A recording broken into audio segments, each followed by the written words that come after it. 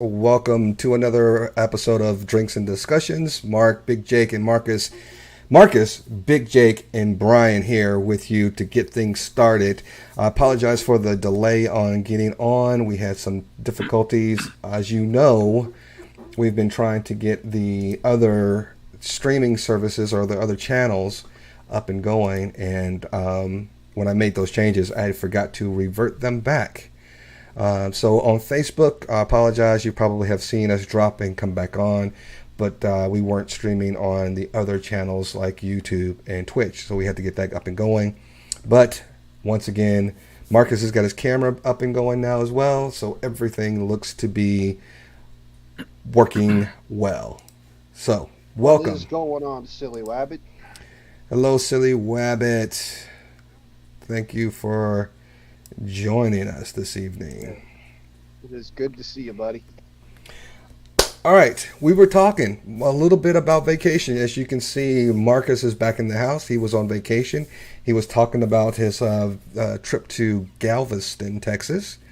And go ahead, Marcus, rehash a little bit what you were saying about where you stayed and all the things that you were doing there on your vacation.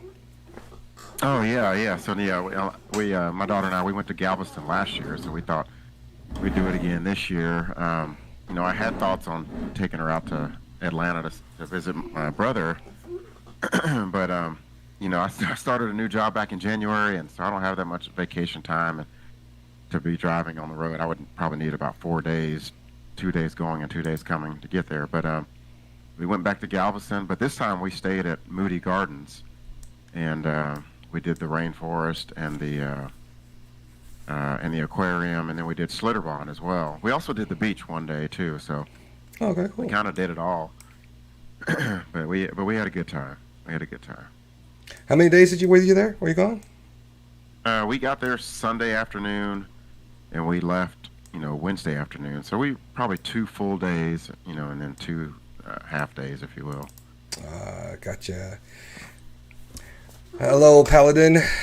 Hello, Silly Wabbit.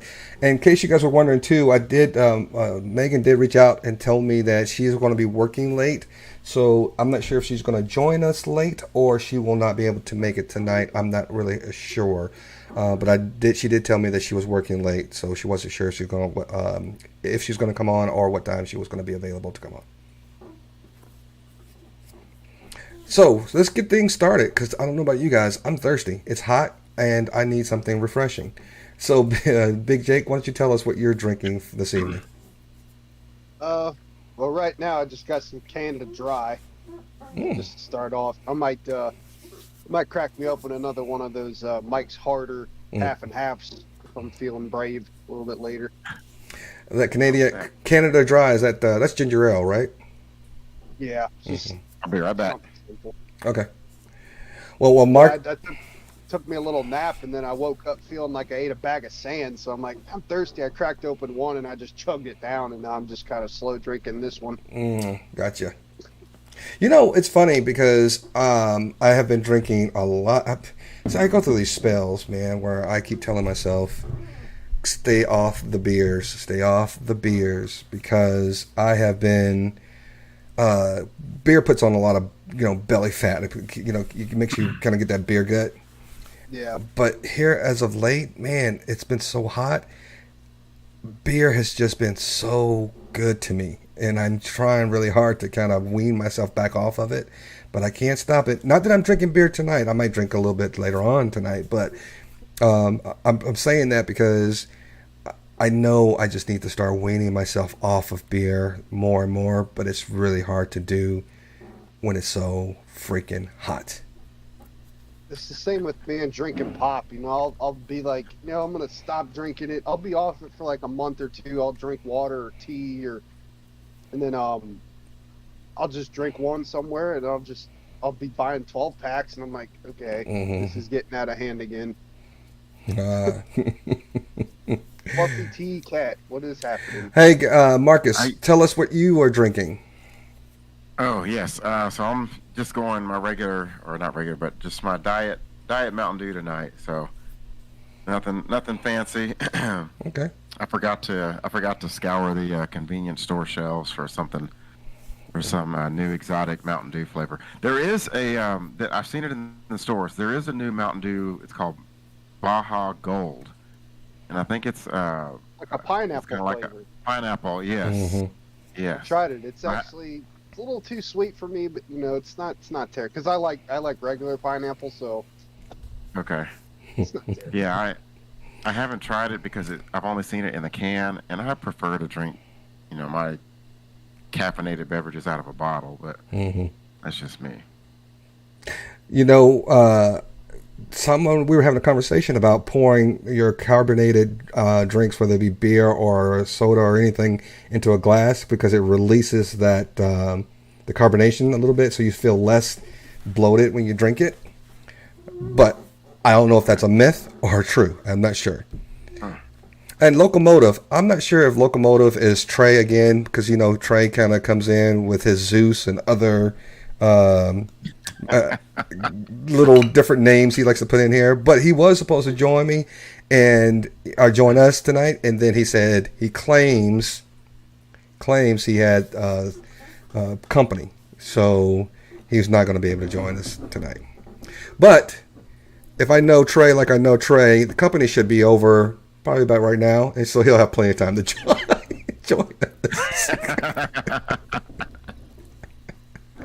I guess we shall see.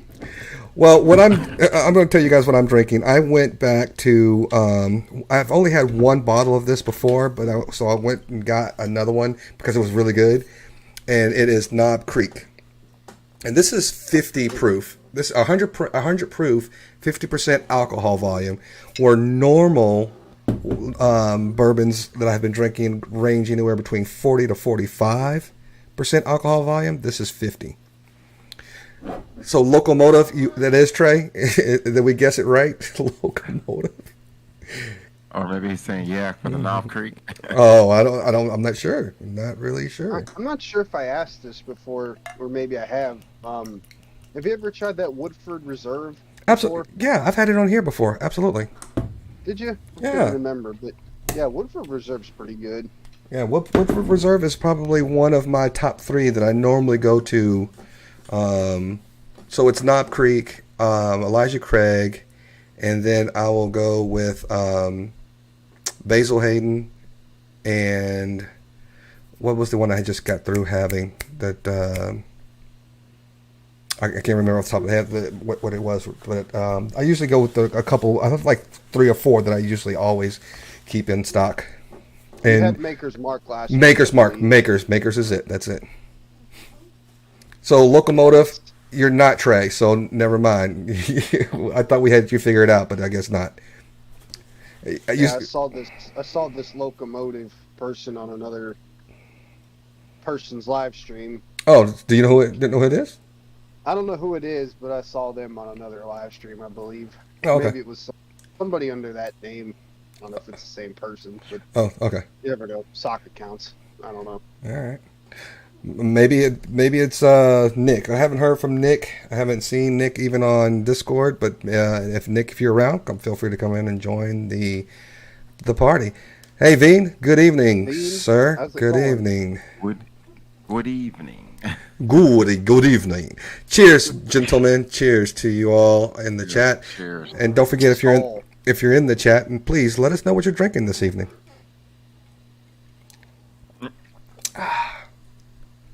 Fluffy T-Cat's talking about moonshine. There used to be a Mountain Dew drink called Dew Shine. I've had that before, but that was really? That was several years ago. I haven't seen it in a long time. So did you know that's what they used to call moonshine back in those Dew old Shine? times? No, it was called the old Mountain Dew. That's what they called moonshine, because that's where they made moonshine, was in the mountains. Wow. Hey, Roman. Hello. Cheers to you, sir. My first... No, go ahead.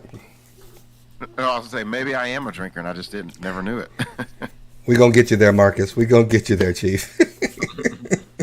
So I had gotten my first exposure to moonshine, and of course I've always heard of moonshine, but my cousin and I used to play pool all the time, and before I had my own pool table, we used to just find different places to go and play pool.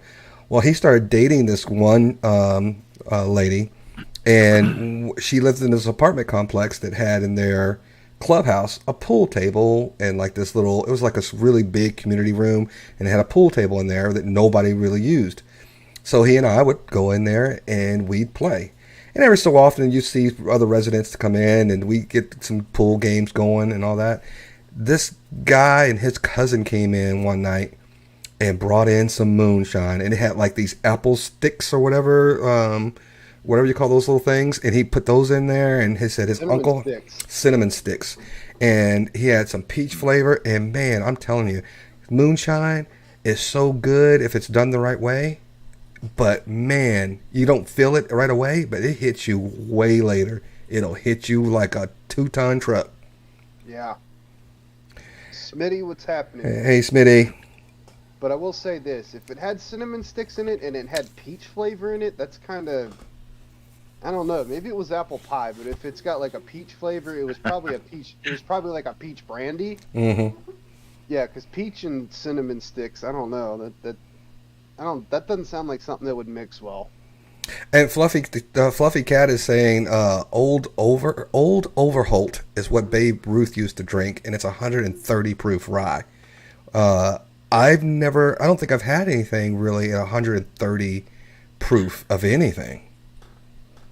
That's kind of like, what do they call it? Everclear? Wouldn't Everclear is like something like 140, 50 proof, something like that?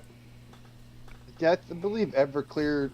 I mean, moonshines can have like a mixture of rye and corn, but I think Everclear is straight rye. It's mostly rye. Yeah, and I think it's illegal to have. I don't think you can buy it in the United States. You can, but it's very watered down. Like, you could buy it in liquor stores, but it's like very watered down. Like, there's bottles that say Everclear, but it's like that government regulated stuff, like basically just liquor store stuff. Now, if you wanted like real Everclear, yeah, that's just as illegal as making moonshine. So. Right. And I have had Bacardi 151, but hello Fergie, in VA. What's 190? What drink is that? Is that a brand, or is that just 190 is some type of? Oh, is that what you're saying? The proof is Everclear is that 190 proof? Gotcha. If it's 190 proof, you may as well take a gas nozzle and put it in your mouth. Man, I'm trying to tell you that. I mean, basically at that point, it's 190. If it's above like 170 or like 150, yeah, you can't drink a whole lot of that. If it's 190, listen, this is 100 proof right here. Gasoline. 100 proof is it's gonna put you on your ass after a couple of drinks. I can't imagine what even 140 or 150 would do. But if you go 190, man, you might as well inject the alcohol straight into your vein. Right. Bart Robinson, what's happening? Hey Bart. Hey, hello, good evening. Hey, so what are you guys drinking? I see some people talking about Bacardi 151, and I used to drink that straight. I didn't mix it with anything. That used to be my drink. That's one of those things now, if I smell it, I'll probably throw up because I drank so much of it and got drunk on it. So what are you guys drinking out there in the chat? Let us know, and we'll at 300%. Man, I wish that was 300%. Locomotive said Everclear. Jeez. You know, when you said you say you throw up at the smell of what was it? Bacardi rum. Bacardi, and what else was it? There was something else I could throw up on too if I just smell it. But yeah, Bacardi 151. I definitely don't want to have that near me. But yeah, like the original number 7 Jack Daniels. Like if I. That's why I switched to Crown all those years ago. Like, I just can't drink Jack. Well, any Scotch drinkers? If you guys are Scotch drinkers in the chat, let us know. Oh, Stella is a good beer. Stella, I'm not a big Heineken fan, Roman, but Stella Artois is a good beer. You know, I come from a family that drinks cheap beer, so it's make fun of me all you want, but it's either Coors Light or Bud Light. You know. Whoa! Time out, man. Hold on. Coors Light is that's my drink, man. Don't belittle Coors Light No. at No, all. I was just No, saying no, that no. Nobody's gonna make fun of you as long as I'm around about Coors Light or Miller Light or Bud Light. yeah, Bud Light or Coors Light was always my go-to when it came to beer. Now, if I want something fancy, I'm gonna go to the pub down the road. You know, they got a lot of good craft beers up there. It's the only reason the reason I like because when I mow the yard, when I'm mowing, I drink Coors Light or Miller Light because I can just drink it all day long.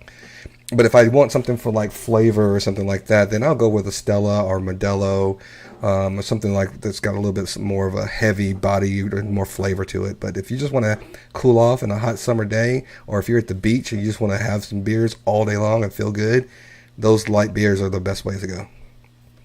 Here's a funny story. Locomotive is killing me. First he said he was drinking Everclear. Now he's got 3-4 locos already. Wow, man! I remember when they came out with Four Loko. Man, they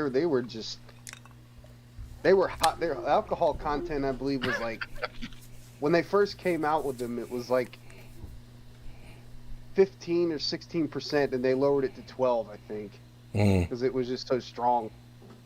But anyway, real quick before we get into anything else, I had a story. They have this beer called New Belgium Fat Tire. And it's actually pretty good. Now the brewing company that my dad bought it from, they sent him like some glassware for every case that he bought, and they made a typo. Instead of New Belgian, it said New Belgain. Oh my gosh! So I'm like, oh man, they gave you an entire. It was like 12 glasses. I think they were like snifter glasses. Mm-hmm. And they all said New Belgain. Wow. Belgian. I'm like, oh, talk about a smack in the face. You bought all that beer and you got typos on your glasses. Oh, but you know what? That might be a one of those things that if you keep them, they'll be worth something because they didn't manufacture that many mistakes. So if you have the mistake, that might be worth some money in the future. He still has them sitting in the garage, still in the box. So let's talk about Silly Wabbit too, about Mad Dog 2020. I remember Mad Dog 2020 and Boone's Farm and Purple Passion. Man, you're talking about the 80s, man. Or was that the 90s? I was like mid 90s. That was the 90s, yeah. Of course, I didn't drink it, but you know, it takes me back to the living in the dorms in college, and that's what everybody was trying to sneak in was Mad Dog 2020. Mm-hmm. Anything with high alcohol content and cheap was what you could go with, and that was usually it. And that and the malt liquor variety of beers. Veen, no, it actually instead of Belgian, it said Belgain, like Belgian. They tried to spell Belgian, but they spelled it wrong. I was just answering this question there. Yeah, I got you. And I appreciate you guys trying to keep up with the chat too, because we have been taking a lot of heat on, not a lot, but some people have been mentioning to us that, you know, we don't necessarily bring the chat into our discussion. So I appreciate you guys keeping up on top of that, especially with Megan not being here as well, who helps us a lot more than we normally do. So let's get after it. What do you say, guys? And Do it. So Marcus has the topic for today. Yeah, so like I said earlier off the top, my daughter and I, we went down to Galveston, and we made the 5-hour trip down there. It was about 4.5 to 5 hour. I'm getting old up there in age. I got to stop at least once or twice because I got to go to the bathroom. I can't hold it all the way anymore. And then 6-hour trip back because of some accidents. But I want to ask you guys. There's a couple of different facets of this topic that I want to touch on, but I drive when I'm driving in the city and I'm driving local. I'm a pretty patient, Now there are times when I am impatient because I'm not perfect. So yeah, there's times when I'm impatient. But by and large, I'm pretty patient. I'm really not in too big of a hurry all the time. I feel like, driving on the roads, all of the lanes are fair game. Maybe not the maybe not the far left lane if you're on 35 or 635 or 20 or I-30, any of those interstates that are coming through town. But if I'm on the open road where you go from 3 lanes to 2 lanes, i.e. Interstate 45 from Dallas to Houston and into Galveston, there's only 2 lanes. That left lane is for passing only. There are signs that say left lane, passing only. Yeah, passing lane. Now, oh man, I think I know where this is going. I know. Y'all just heard me say that in the city, I'm pretty patient. I'm not in too big of a hurry. But if I know I got to drive 5 hours just to get somewhere, Right. I'm trying to get there, and I might be pushing the speed limit. But hey, I set my cruise control, and I just go. But if I get it in that left lane, I'm going around somebody, and I'm gonna get right back in front of them. I'm not cutting them off. I'll give them plenty of space. Before I get back over. But my problem is when I'm in that right lane and I'm flying by somebody in that passing only lane. Mm-hmm. Move your what. Mm-hmm. Get out of there. Yeah. What's going on? What? I don't understand that. Am I a jerk for thinking or wanting or even if I'm passing by them and I give them the look? You give them a look over. Like, what's wrong with you? I give them the look. I'm like, what are you doing? You're not alone, man. I'm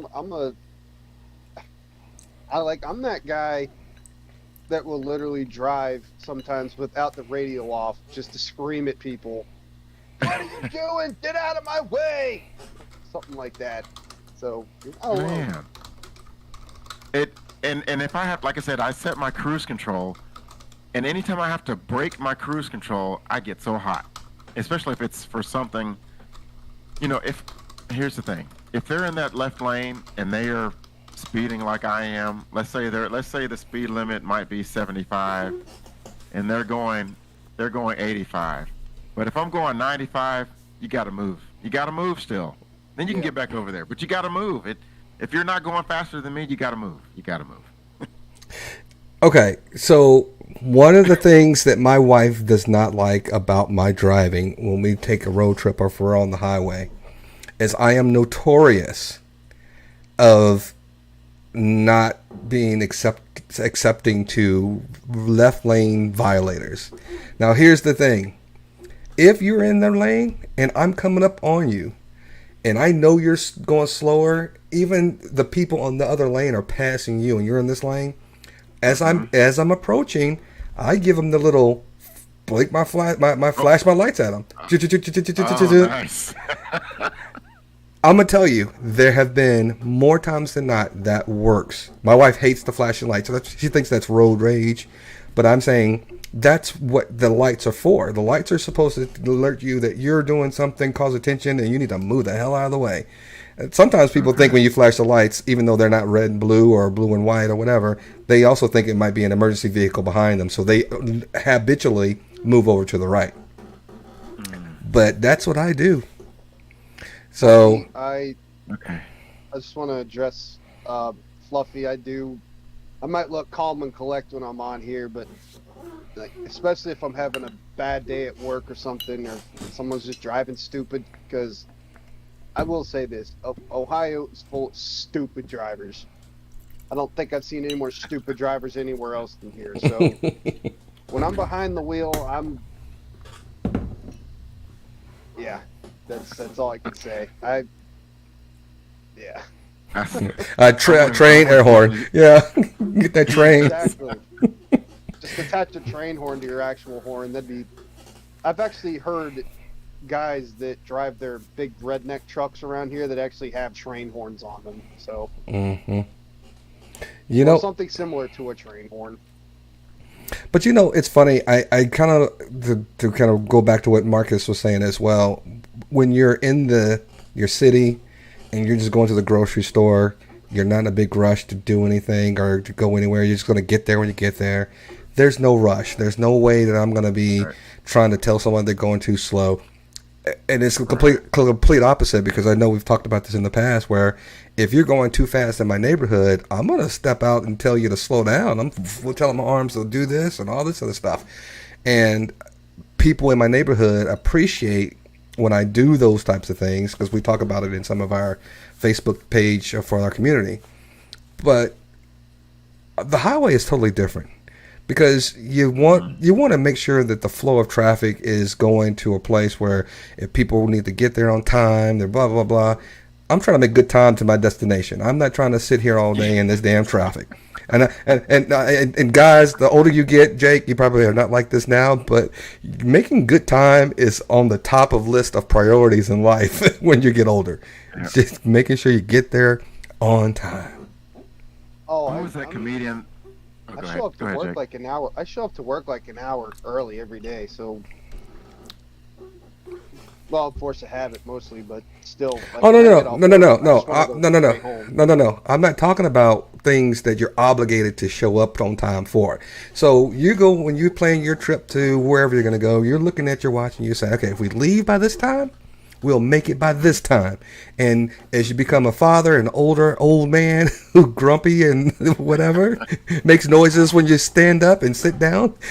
Oh, yeah, you just want to You, get there fast. you just want to get there and say, hey, because you know you are on, you have an agenda, and your agenda starts at 8 o'clock. You got to make sure you arrive there at 8 o'clock so you can unpack your bags, and then you're going to be at the dinner table at the restaurant at this time.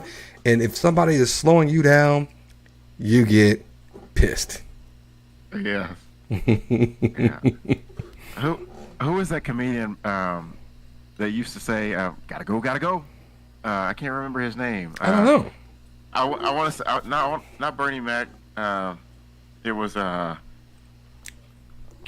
I can't remember that comedian's name. Cedric the Entertainer? Back. Cedric the Entertainer? Maybe. No, I don't think it was Cedric. And I don't think it was. Yeah, I don't think it was Cedric or Bernie, but I'm not sure. he did. I think he was in that movie, Bebe's Kid.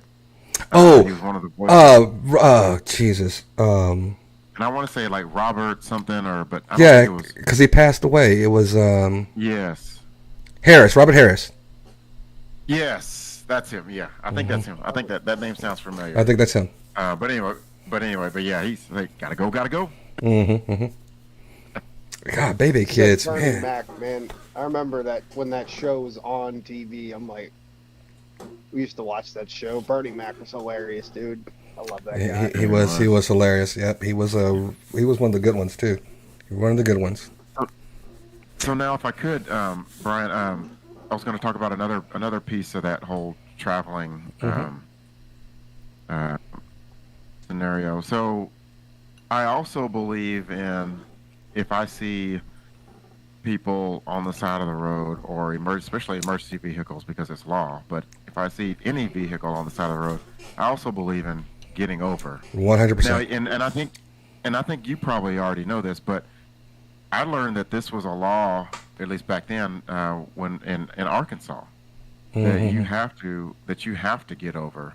If there's any vehicle on the side of the road, you have to get over. But I'm a big fan of that. Even in the city, if I'm on the tollway and I see, tech stock, service vehicles on the side, you're supposed to slow down for them too, or move over. But yeah, so even though I may drive a little fast, I'm all about being safe. I think that's a Texas law too. You have to either slow down to 30 miles an hour for emergency road vehicles or police officers on the side, or you have to move over one lane. Yes, you're right. It is. But you know what? That's just kind of, it's funny you talk about this, because everybody I know seems to agree with everything we're saying. So who are these guys? Who are the idiots that are not doing this? Who are the slow people? If you're out there, let us know, please. Yes. Who are you? Own your shit. If you're the guy who's just like, hey, I'm going the speed limit and I don't care about anybody else, and if you're faster, moving faster than me and breaking the speed limit, I'm gonna slow you down because I'm just trying to be in their head, get in their head, and find out why they would do that. And that's the only way I can actually come up with a plan or some kind of a thought process that says, why are you in that slow lane? And that is to only slow down people because you think that nobody should go past faster than the speed limit. Get your ass out of the way. I'm just saying. Thank you. Thank you. Who are these people? Because if you talk to all your friends, everyone will tell you, oh yeah, the left lane is for the fast speed, the people who go faster, and I'm going to move over. There has to be somebody who's in this fast lane going slow. Please raise your hand if you were them. I want to know. I'd be happy just to meet somebody because if you own up to it, that's congratulations. But nobody ever does it. Okay, I am guilty of doing that before. So. Oh, Jake. I'm not gonna lie. I have done that before. But it was only early in the morning when there was barely little to no traffic. So I got to get some kind of a break there. You know what? I will tell you this. I do. This is what I don't understand. So let's play a little bit of reversal. If I'm in the fast lane and I know I'm going faster than the other, and I'm I'm always trying to maneuver my next move. It's not about the move I'm doing now when I'm watching traffic. So I know that if I have to get over and then I have to get back on in the left lane because it's a semi truck in front of me, I'm going to stay in that left lane until I get past that semi truck that's going to be, maybe a couple of a mile ahead of me or something like that. I just stay there. If somebody comes up behind me that's going 100 miles an hour and I'm going 85 and they want me to go over and then move over because after I let them pass, I'm not doing that. I'm going to wait till I get past all the traffic that I want to pass, and then I'll move over, and then you can go about your business. But just right, because there's no point in you slowing down. Yes, I get yes. it. Yeah. Yeah, because I'm not trying to, merge lane, go move in one lane, move back and forth. I'm going to keep going because I feel like that I'm going the right speed. I'm always going faster than the people on the right hand lanes, so I'm not going to just move over. Yeah. And to just that in the comments, yeah, that is Robin Harris from House Party. That's a throwback right there. Did you know they're making another one? They're going to redo House Party. Really? Yeah. I'm not sure if it's going to be a remake or if it's going to be like, their fathers and their kids are going to have a house party or something like that. But House Party 1 is a great classic film. Great movie. Yeah. I don't know. You think they could do it? That's like making Animal House without John Belushi. Oh, yeah. Well, I don't know. You could probably make Animal House again without John Belushi because it's been so long. That was like an early 80s movie, and there's not a whole lot of people that remember John Belushi, unfortunately. Didn't they remake it with School Days? I mean, or Old School, rather? Not School Days. Yeah, old school. Old school was kind of like that, yeah. I know this is before my time, but still, if you've heard of the Blues Brothers, you know who John Belushi is. Yeah. Yeah, I guess so. But I'm not sure if they're actually going to be trying to remake that kind of movie these days anywhere. There's so many different ways to remake house parties and fraternity party movies, and they've done that. Remember The Neighbors when they had who was the couple that wanted to have a baby that moved next door to the frat house?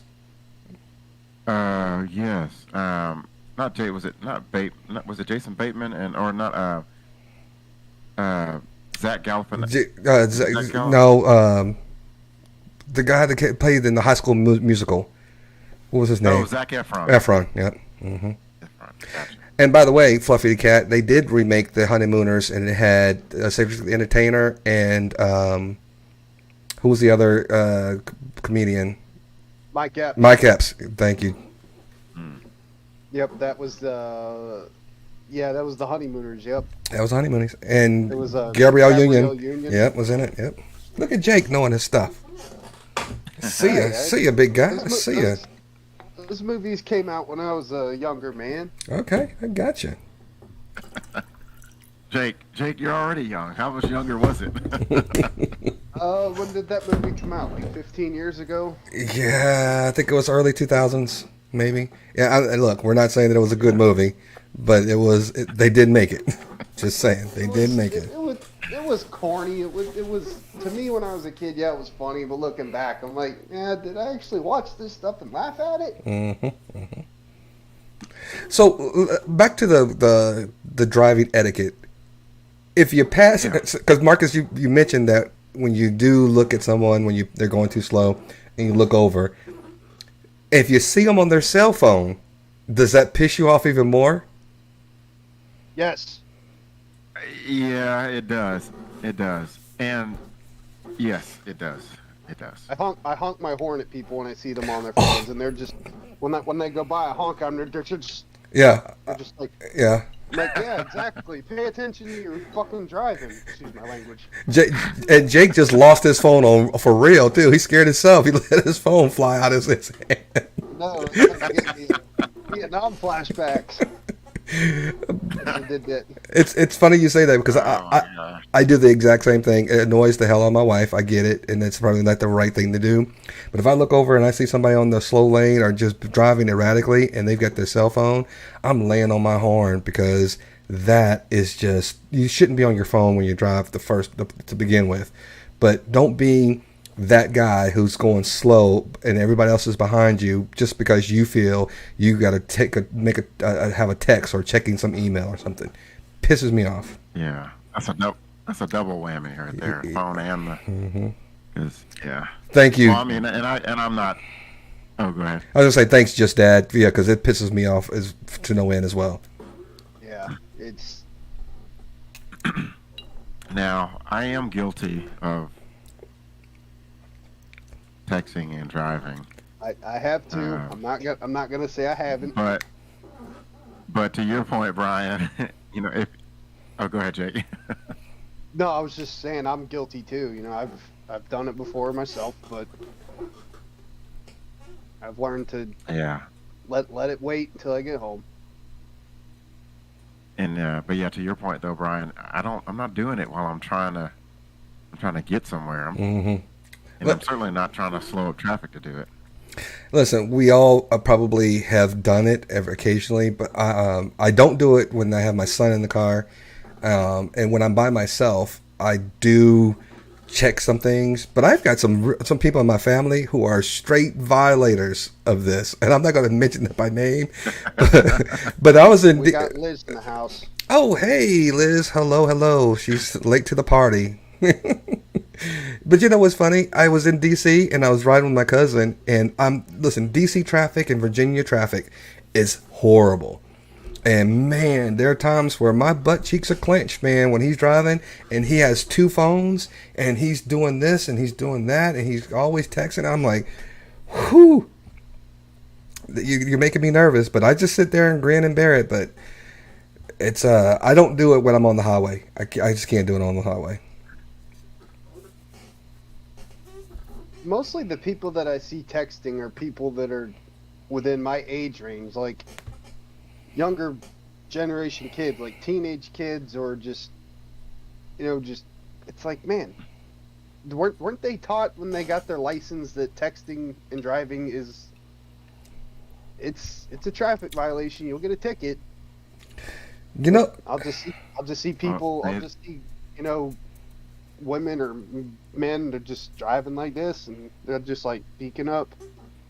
Well, they didn't have cell phones when I took driver's ed, Jake. No, they sure didn't.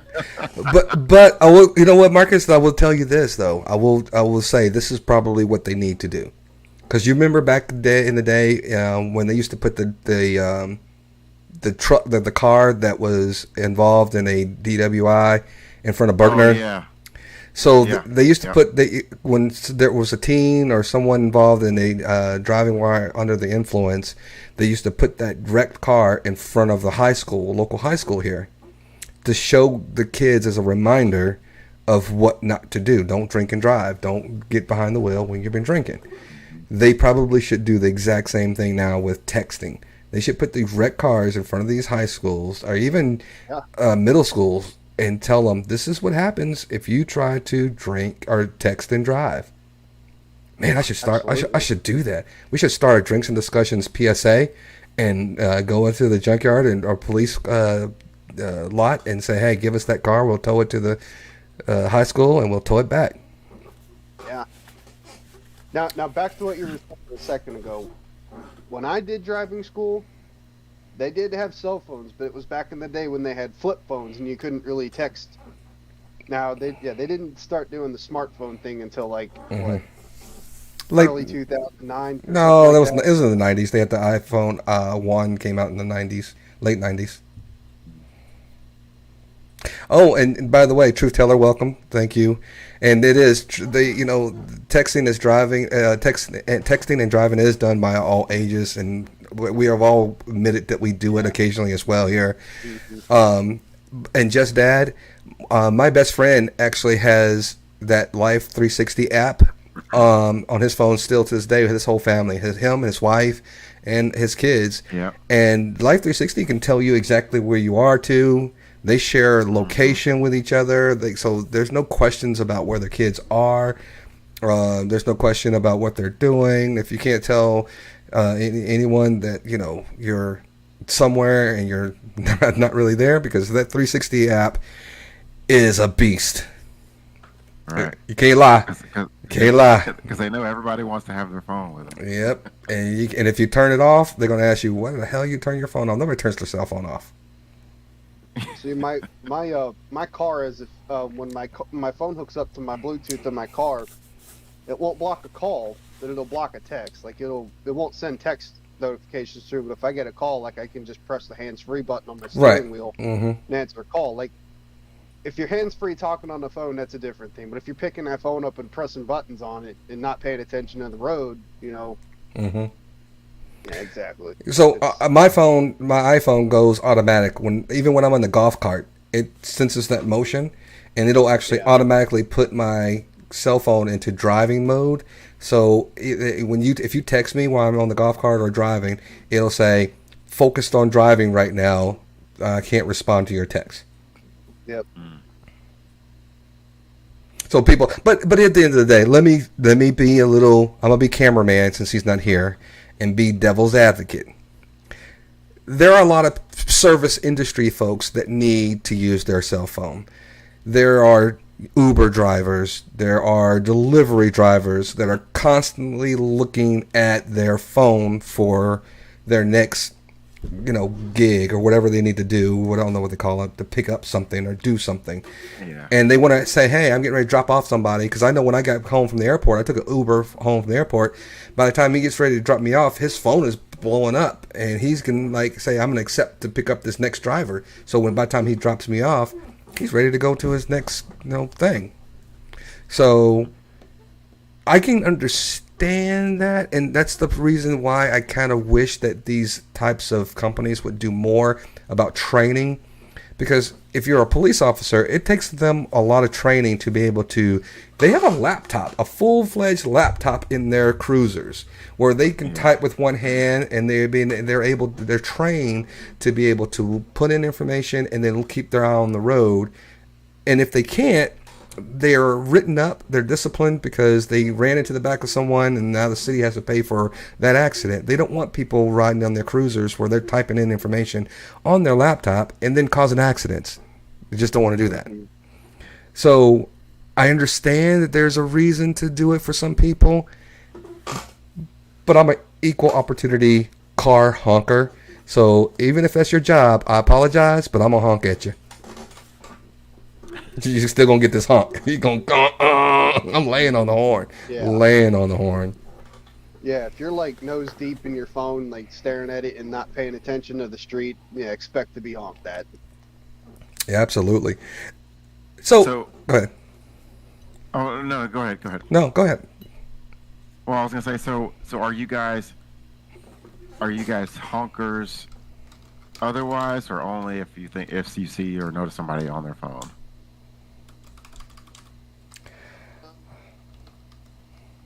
Like if I don't know.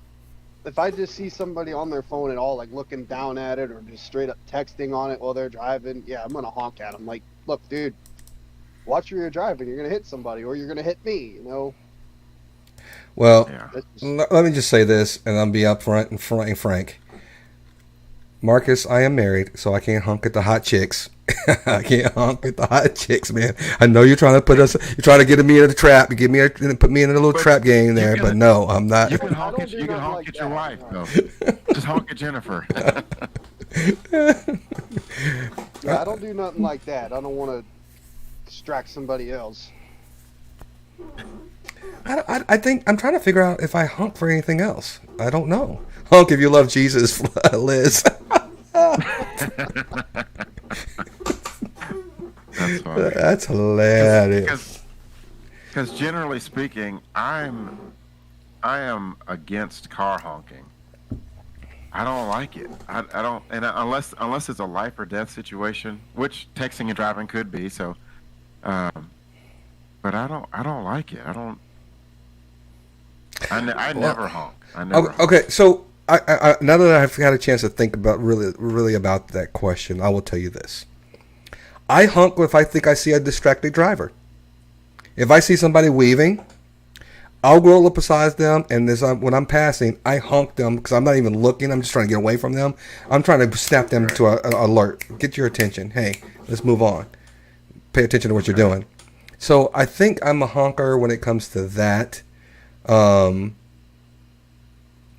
I think that's it. If you're in a slow lane, I don't honk. If you're in the fast lane going slow, I flash my lights.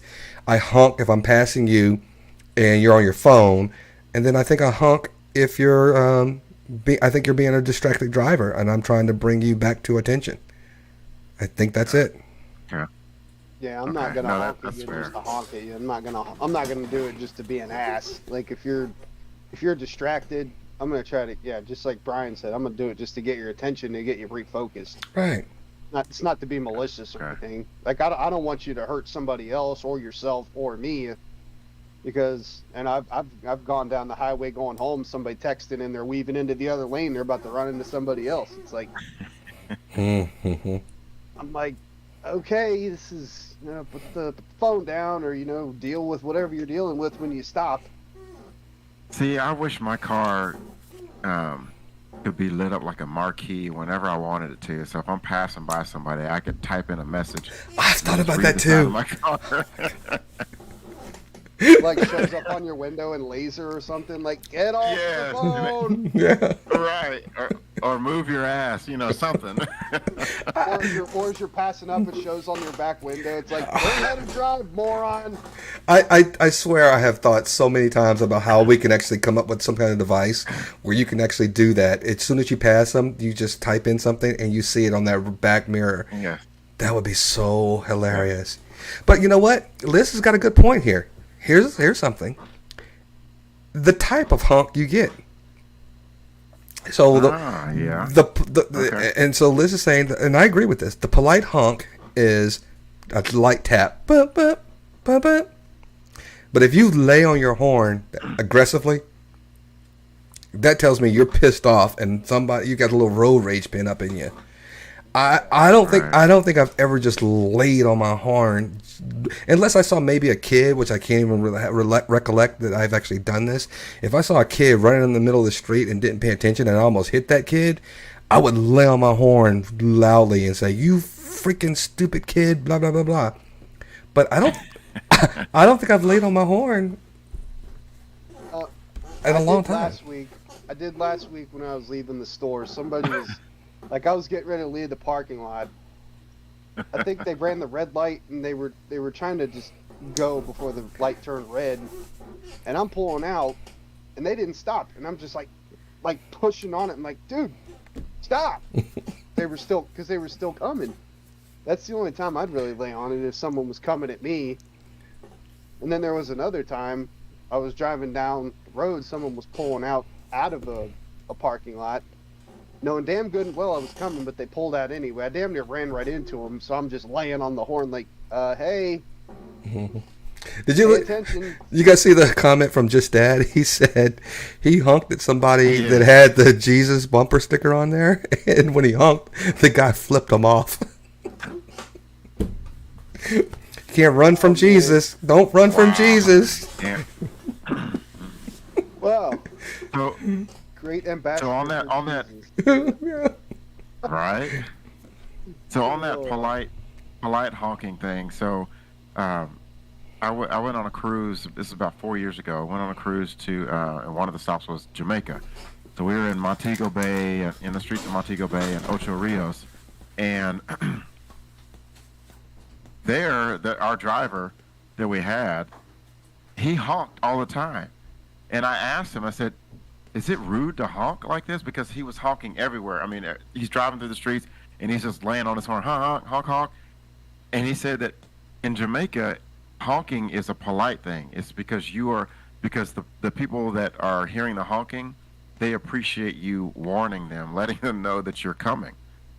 So I found that to be real interesting. But and people would hear the car, and he wouldn't slow down. The drivers didn't slow down. They'd honk, and people would see him, hear him coming. They'd just jump out of the way. Something you'd see in a movie, but it was the craziest thing. I mean, he's driving 40, 50 miles down the street, and he's just honking, not slowing down, but they know to move out of the way.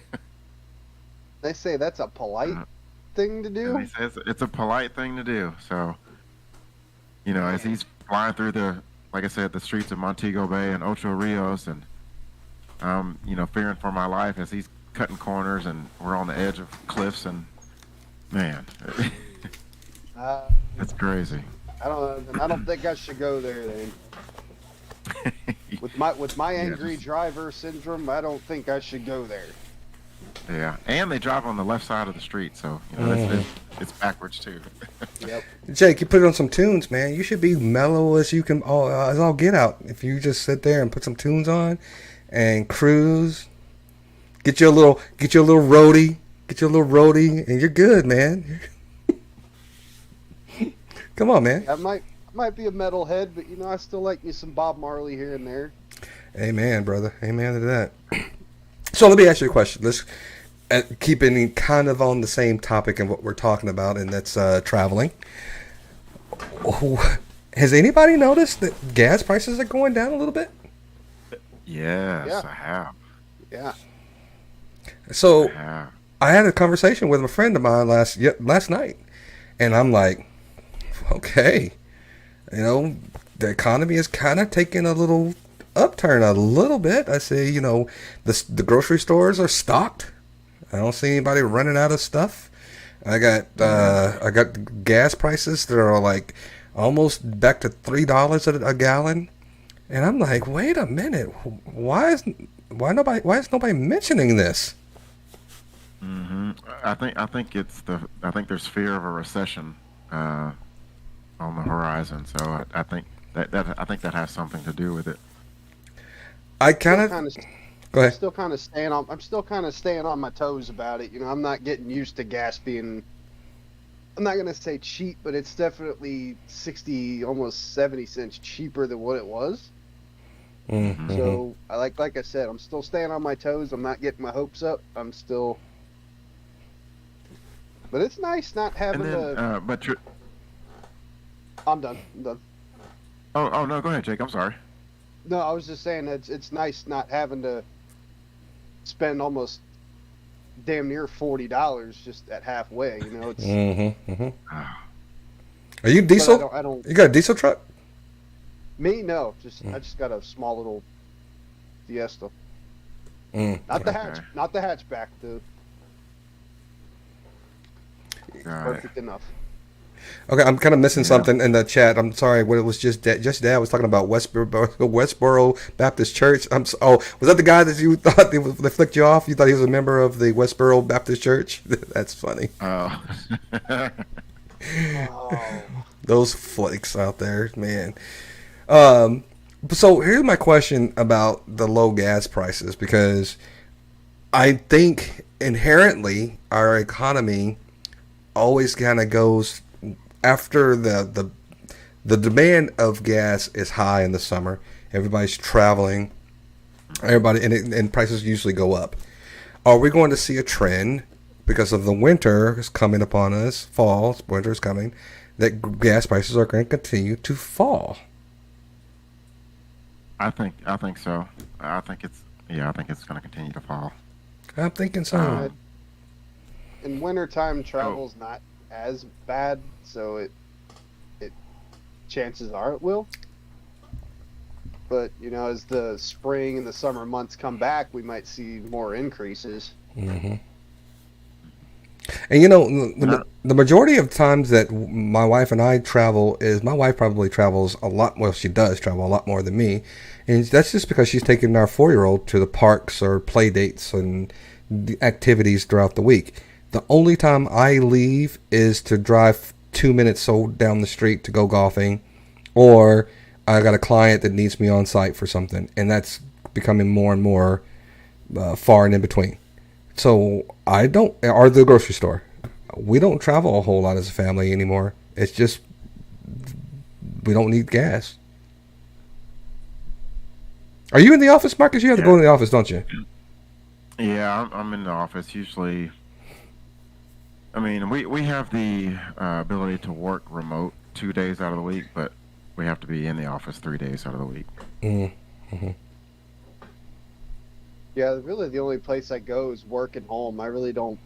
I'm kind of a introvert, heavily introverted, so I don't really hang out with a lot of people. Or the only time I really go anywhere is to go see my folks or my niece or somebody like that. But other than that, I'm just trying to not go many places because gas has been so high. And, the cost of living is just, it's gone up too. So. Wait a minute. Yeah. Liz says that she doesn't think that they're going to go under $4 a gallon in Seattle. We're at $3.50 here in Texas. I can't believe you're still up to $4 a gallon up there. Place down the street from my house. Who? The place down the street from my house is place down the street from my house is like $4.29, something like that. We're still at $4, so we're gradually going down. But wow, no wonder. I think traditionally, like the oh, go ahead. I was gonna say, no wonder people are moving to Texas. Yeah. I'll just fly over. Everywhere. I'll just fly over there, fill up a few cans, and then I'll come back here. Then again, you'd probably spend more money doing that. So. Mm-hmm. Yeah, I think traditionally gas prices in like the Northwest and the Northeast, and of course in California too, Southern California are usually more expensive in those areas. Yes. Liz, I'm glad to see you're just as much an introvert as me. So feels good to be a member of that club. Sometimes being by yourself is the best thing. No drama. Yeah, so if my wife is saying that California is near $7, I'm gonna tell you, if I had to pay $7 for gas, well, let's put it in perspective here. California gets paid; they pay their people, if you got a really good job, a lot more money than you're getting paid here in Texas or some of the smaller cities. So $7 a gallon in your budget of when you're making, $250K a year, it's not that big of a deal, right? Right. Yeah, that's the equivalent of what we're paying now. I mean, right. See, I feel sorry for my dad because he runs his concrete business, and he has 8 work trucks, and then when diesel's at $6 a gallon, and he's running usually like 2, maybe 4 work trucks a day, and especially in the summertime, that's when the business is really taking off, because in wintertime you can't really pour a lot of concrete outside. But like I said, $6 a gallon, running that many work trucks a day, especially a week, I can only imagine how much he's paying in diesel a week. Yeah, I can imagine. Got a story. I'm not gonna mention any names, and listen, this is my guy. They're like family to us. So I'm just going to say it, but I'm saying it in jest, and not to, be malicious. But this guy, he's got a new truck. He probably got this truck. He ordered it, and it took a while because there was a shortage on the chips. So he got this new truck, and it's a diesel truck, brand new. Why about a month ago, he comes home from the airport, gets ready to put some gas in, and puts unleaded gas, regular gas, in his diesel truck. Oh. True story. He put gas in a diesel truck, you said? Regular gas in a diesel truck. No, not even the same. And, listen, and he only got as far as across the street when he did it too, because it was like on E, I guess.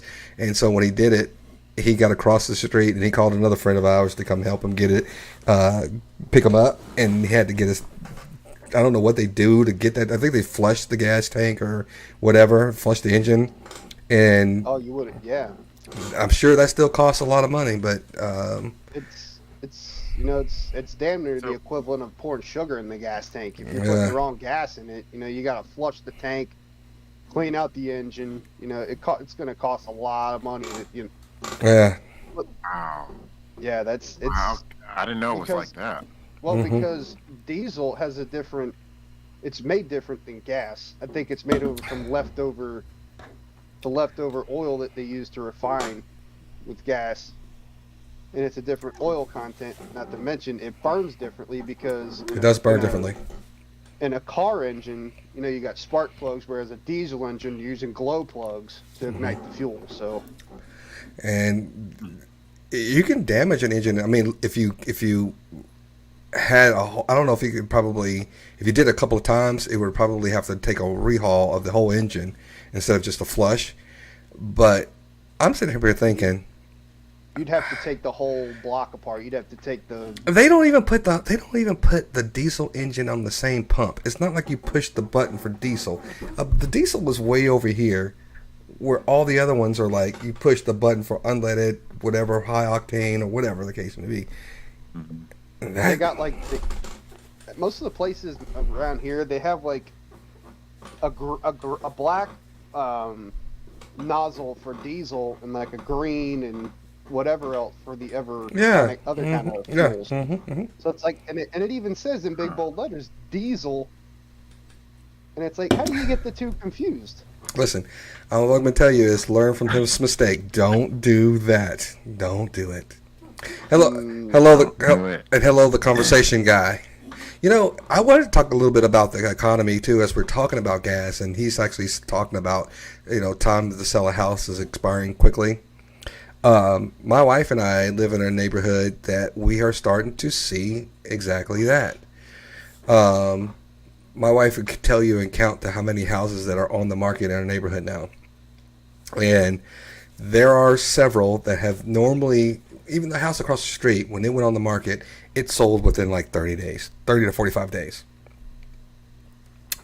Now we've got all these houses that are trying to sell because, again, we're at about $300,000 homes, $400,000, maybe I would say $350,000 homes here. Those $350,000 homes are now going to almost $500,000. Mm-hmm.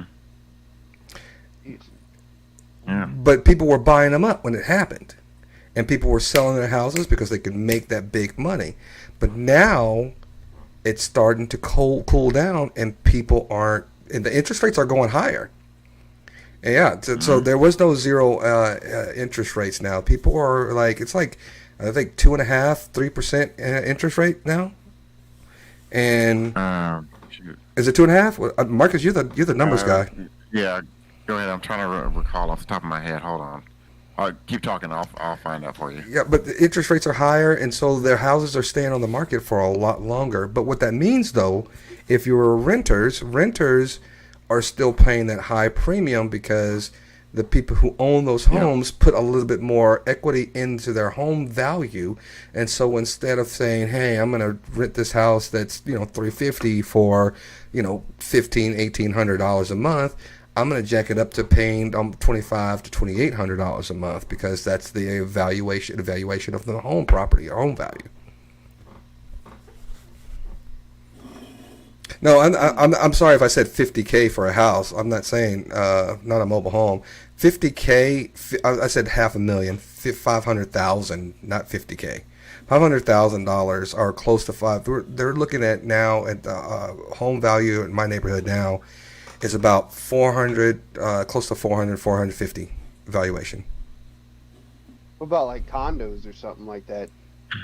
I'm not sure about the condos, but condos typically run just about the same as a house because you have a lot of amenities that come with condos. Yeah, that's true.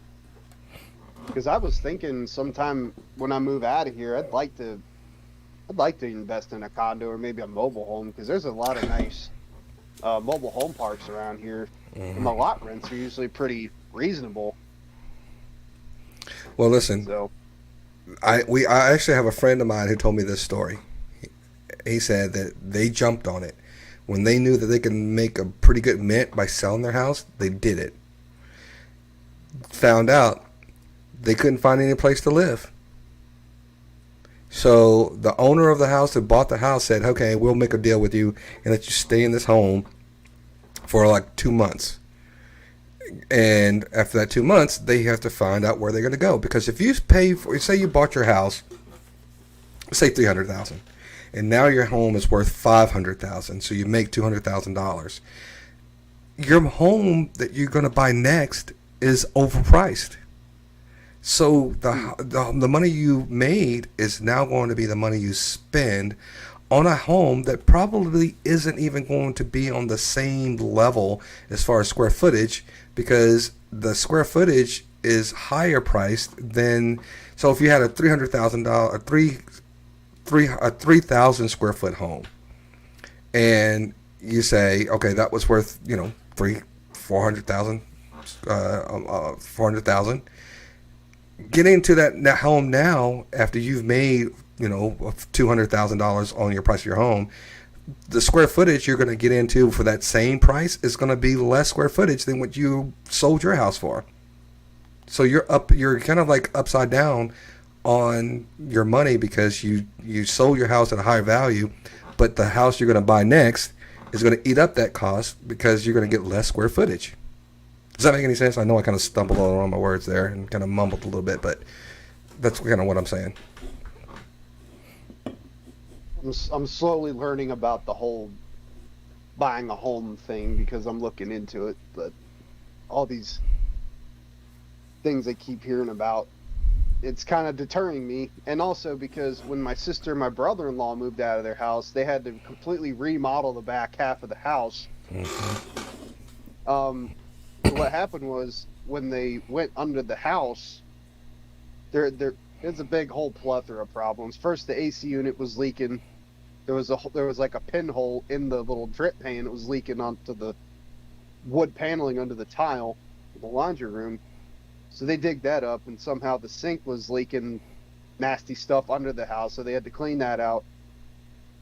And then they were going to replace the porch, and they took the porch up. Turns out there's not a support beam holding the part of the house up.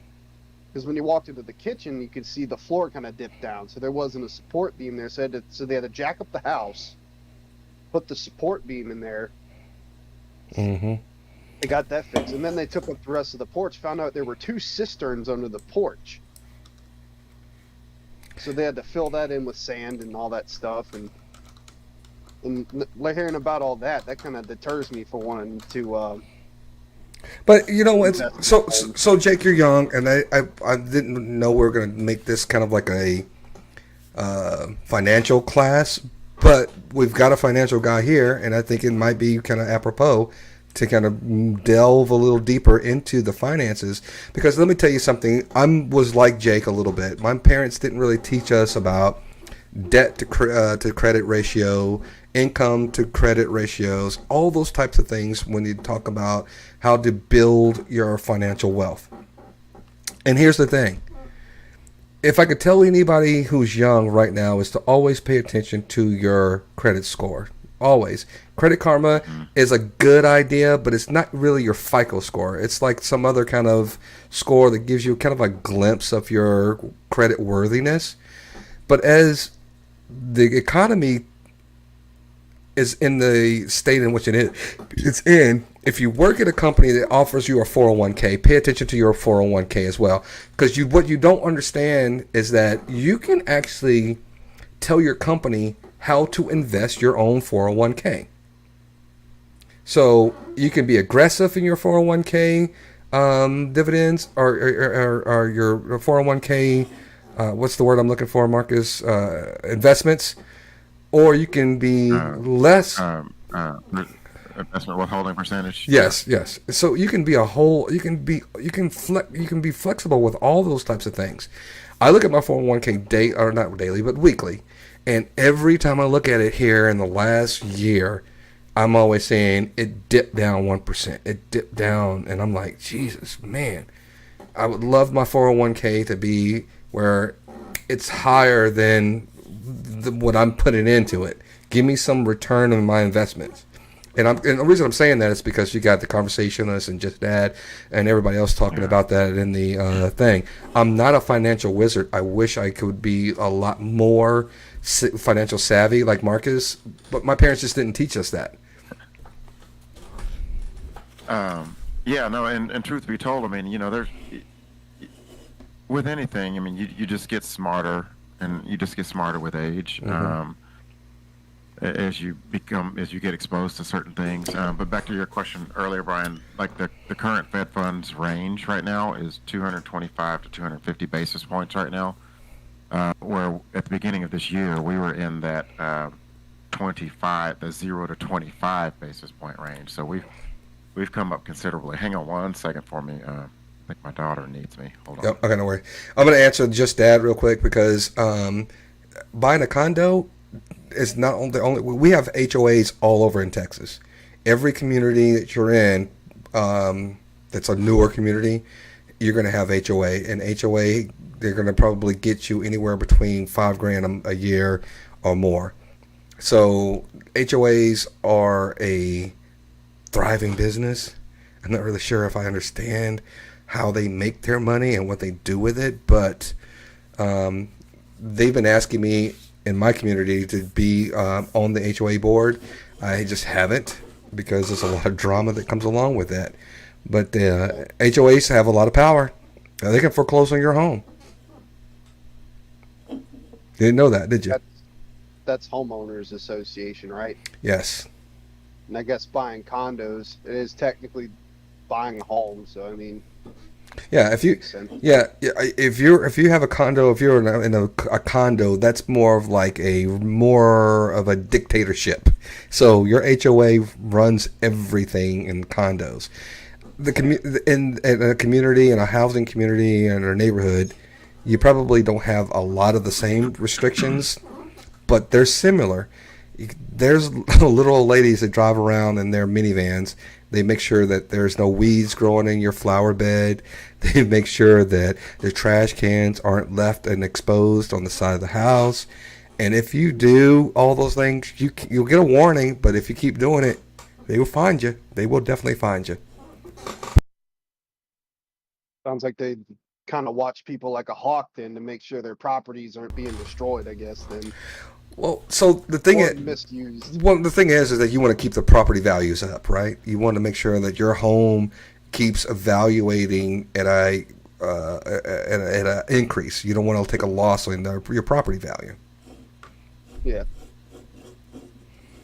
Oh yeah, Liz. Don't forget to pay your HOA dues. Don't ever forget that. They'll send you to court. They'll try to foreclose on your home for not paying your HOA dues. For sure. A lot of stuff to keep in mind should I ever invest in a different living condition. So here's the deal. Go ahead, Marcus. Oh no, I was just saying I'm having issues with my camera again. I can't get it back on, but I'm working on it. What happened? Between Marcus and Megan, you guys can't keep any technology on point. Well, I've never had any issues before today. Because what's going on? Last week when you were on vacation, every time Jake got on, Megan would drop off. Every time that somebody else jumped on, Megan got dropped off, and she was like, "Screw this." yeah, this is dumb, and blah, blah. I'm like, okay, well, now here we are. Now Marcus can get connected. Can we blame Megan just for it? For no reason? I want to blame Megan that we're having all these technical difficulties, even though she's not here. Oh, come on. Doing it. I'm doing it, man. It's all Megan's fault. I'm staying out of this one. She might be listening. But you know what? If she's listening, she knows I'm giving her a hard time. She knows that she gives me a hard time, and I'll give her a hard time. We all love you, Megan, if you're listening. Oh, absolutely, 100%. But the rates are going to continue to rise, though. That right now the Fed is projecting. Well, right now the next rate hike probably won't happen until the next meeting in September, and then there's going to be another. There's going to be one more. I think there's 2 more or 3 more this year. It's going to be September, November, and December, if I'm not mistaken. But then we won't see rates to start maybe going down until about March or April of next year.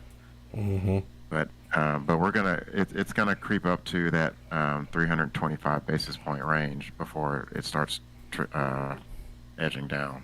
So let me ask the finance guy: do you think we'll see another housing crisis because so many people are buying these houses so quickly with whatever funds that they have, and that will go if there's a recession, they'll stop paying their mortgage, and then foreclosures will happen once again?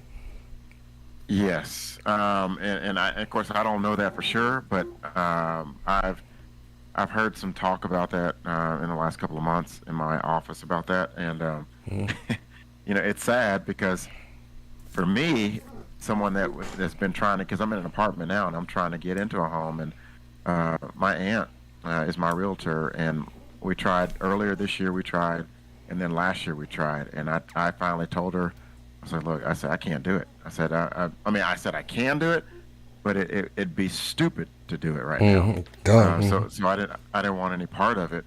So sadly, I'm kind of waiting for some of that foreclosure activity and things, so that just so I can get in. But yeah, I think it's going to happen.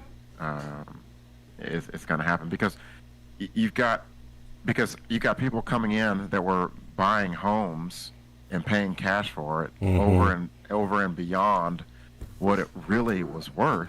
And they're not going to be able to sustain that lifestyle. No, they're just not going to be able to.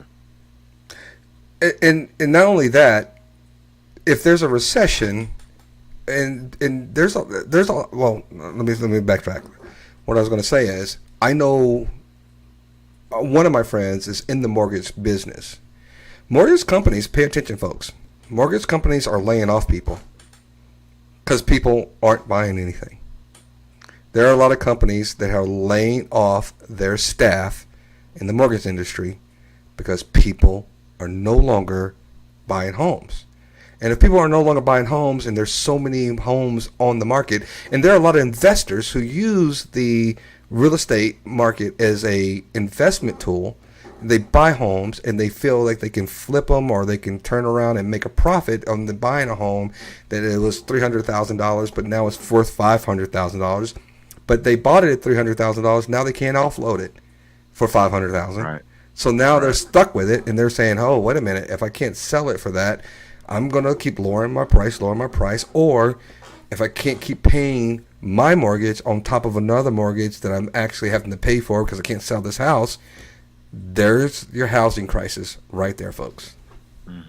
Marcus, you got a question from Liz. She's like, you considered with a townhouse condo? Yes, Liz. Actually, I have. And actually, Liz, I used to be a homeowner in Coppell. I moved to Coppell in 2002 with my son, and then I sold my house in Coppell 4 years ago in 2018. So I've been in an apartment since then. But yes, I have looked into condos and townhomes. But because of the crazy housing market, even those were too crazy. Those were priced just as crazy. Now, a townhouse, is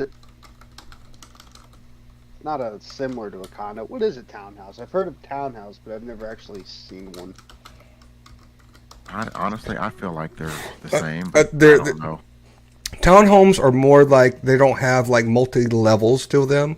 They have just one solid floor story throughout their whole complex. But you can have multiple stories in your home, in your townhome. But apartments have like 1 floor, 2 floor, 3 floors or more. Yeah. But townhomes don't. They just a wide out community where they're just single units that are almost independent, but they're almost like duplexes. But they don't have like multiple floors on top of you. You don't have up neighbors on top of you. That's what a townhome is. What about a duplex? I mean, we lived in a duplex when we were kids with my mom once. I think it was a duplex because you had one. It was a huge like house. We had us living on top. We had one guy living in the basement, and then we had the people. We had another set of people on one side, and they had people in the base. Is that a duplex, or is that? Duplexes are homes that are just right next to each other. So when you walk into your house, you're next door to somebody else. And I'm sorry, Liz, I'm not saying that townhomes aren't single story. They're not single story. I'm just saying they don't have like, people living above you where you can hear them walking or the kids running across the thing, whatever. But correct me, Liz. Yeah, all the exclamation. Listen, I am not an exclamation dude. You are way, way, way too extreme with your exclamations, Liz. All right. She gave you like probably 5 of them, 6 of them. It's like a lot of exclamations. Like what She the gave hell? you 5. We need to start calling her Sleepless in Seattle. All those exclamations. And listen, I'm misspeaking. I'm not even saying that a townhome is a single story unit. I'm saying that it's not like an apartment. When the apartment has, you walk into your unit on floor number 1, another unit's on floor number 2, another unit is on floor number 3. I'm saying a townhome is just a single unit. There's nobody over you, whether you can have a 1-story, 2-story, or 3-story. A townhome is independent and there's nobody over you. That's all. Thank you. You did. My feelings were hurt, Liz. My feelings were hurt. I think somebody with a wrench. Who else has a wrench besides Liz? Somebody needs to put Liz in timeout for her exclamation use. Again, and I have wrenches, but I don't know if I want to time anybody else. That's hilarious, by the way. I'm sorry. That's hilarious. But you know what? I'm really concerned about, and let me be honest with you guys. As a small business owner, I'm still looking for people who really want to work.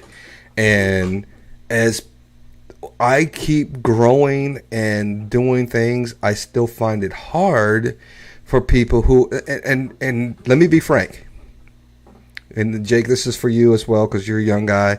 If I can impart some type of wisdom to younger people, especially younger, because if I knew what I knew now, we always have that little moniker when we always say, if I would go back to high school and I knew what I knew now, I'd have all the girls, or I do this and do all this kind of things different. If I knew back then what I knew now, even when I was making a whole lot of money in the late 90s, I was making a whole lot more money than I probably should have at an early age. But I didn't know how to deal with, I was partying a whole lot, going to clubs, strip clubs. I was going to all those things. And I probably shouldn't have. I should have been investing my money and putting money aside. But the reason I'm saying this is because right now, the biggest thing that I can tell young people, in part on young people, is you should be focused on multi-revenue streams in your house. If you've got a job, there's other opportunities for you to get another job. I'm working probably about 3 jobs right now. And not just because I have a small business and I'm not talking about all my accounts, but I'm also employed, fully gainfully employed, as I'm trying to continue to build my business. So why I'm saying this is because as I'm building my small business, I found it hard to find people that want to work their job, but then also have another revenue stream into their home. And that fascinates me that people are scared to make more money. I just never can understand. It baffles me why people don't want to make money. Jake looks like he's getting scolded on over there. He's looking up like what the hell? I heard something outside. Someone sounded like someone was screaming and yelling or something. I was like, what the hell's that noise? Crackhead neighbors are fighting again. No, I was.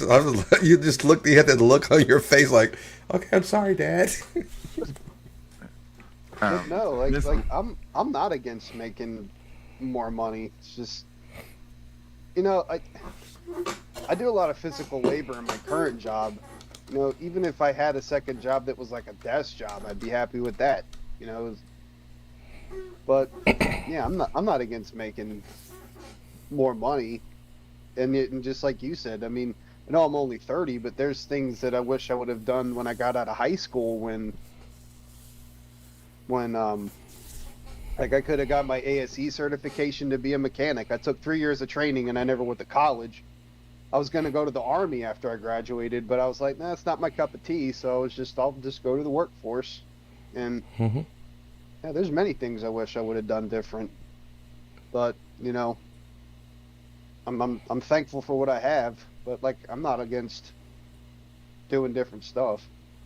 The funny thing about it is being, how we talk about in finance with your Marcus will probably tell you more than I can. You diversify your investments.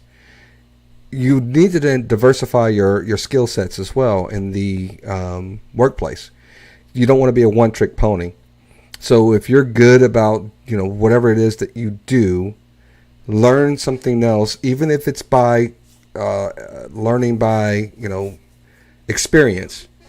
Learn, and then having multiple revenue streams in your home in today's economy is what I try to teach my nieces, my nephews, and everybody else that I come in contact with, because you just don't want to, now, especially when you can actually even work from home, some of these jobs, go out and get this money.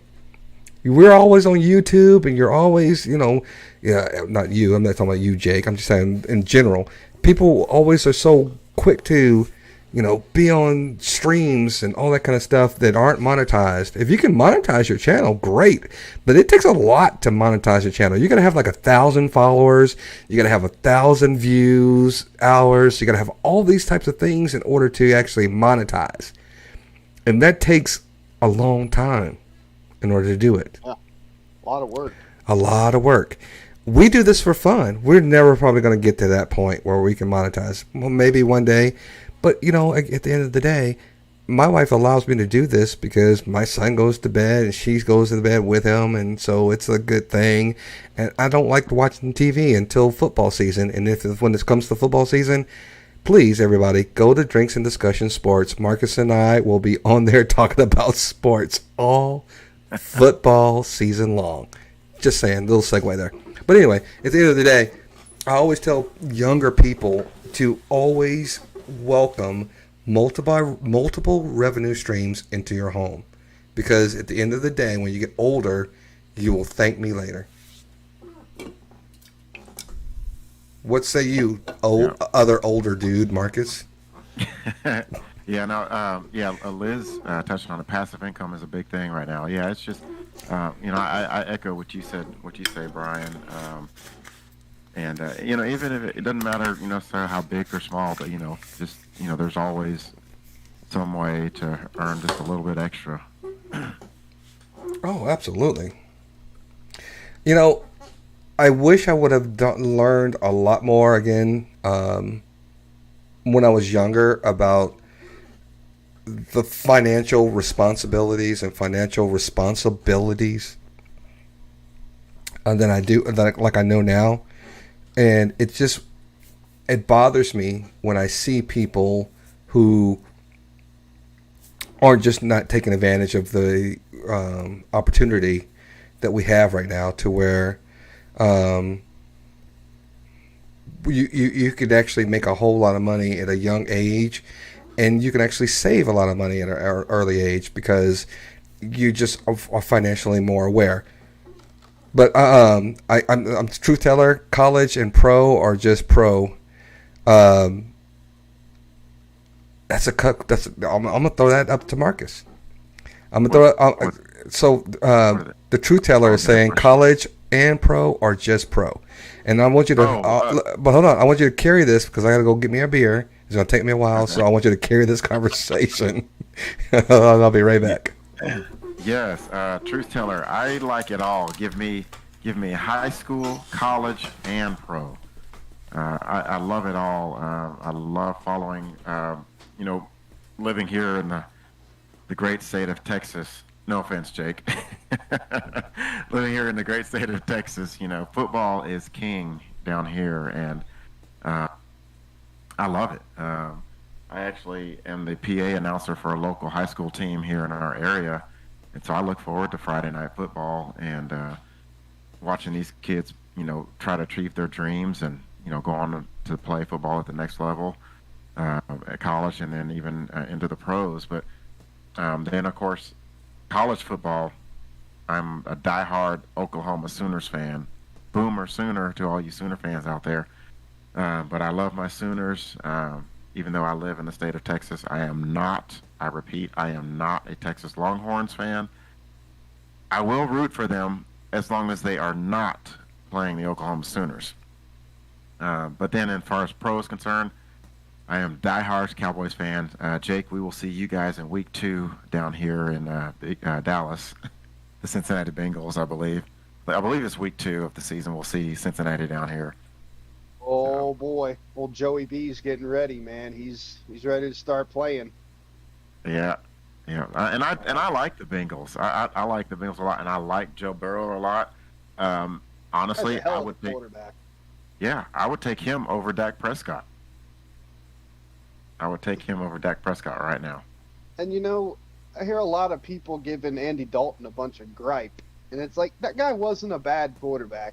It's just close toward the end of his career with the Bengals. I mean, he kind of started, showing signs of wear and tear, and that was also the end of Marvin Lewis's career with the Bengals too. So I also think that Marvin Lewis is, I don't know, his aura, his morale. I mean, he wasn't really pushing us that much I don't think he was bringing out our true potential either. Well, since we got our new coach in Joe Burrow, I feel like we've kind of made a little bit of a turnaround. We got a Arkansas Razorback in the house. I think Truth Teller is a Michigan Wolverine fan. Oh yeah, check this out. My grandma made this blanket for me a couple years back, and shows my massive support as a Houday fan.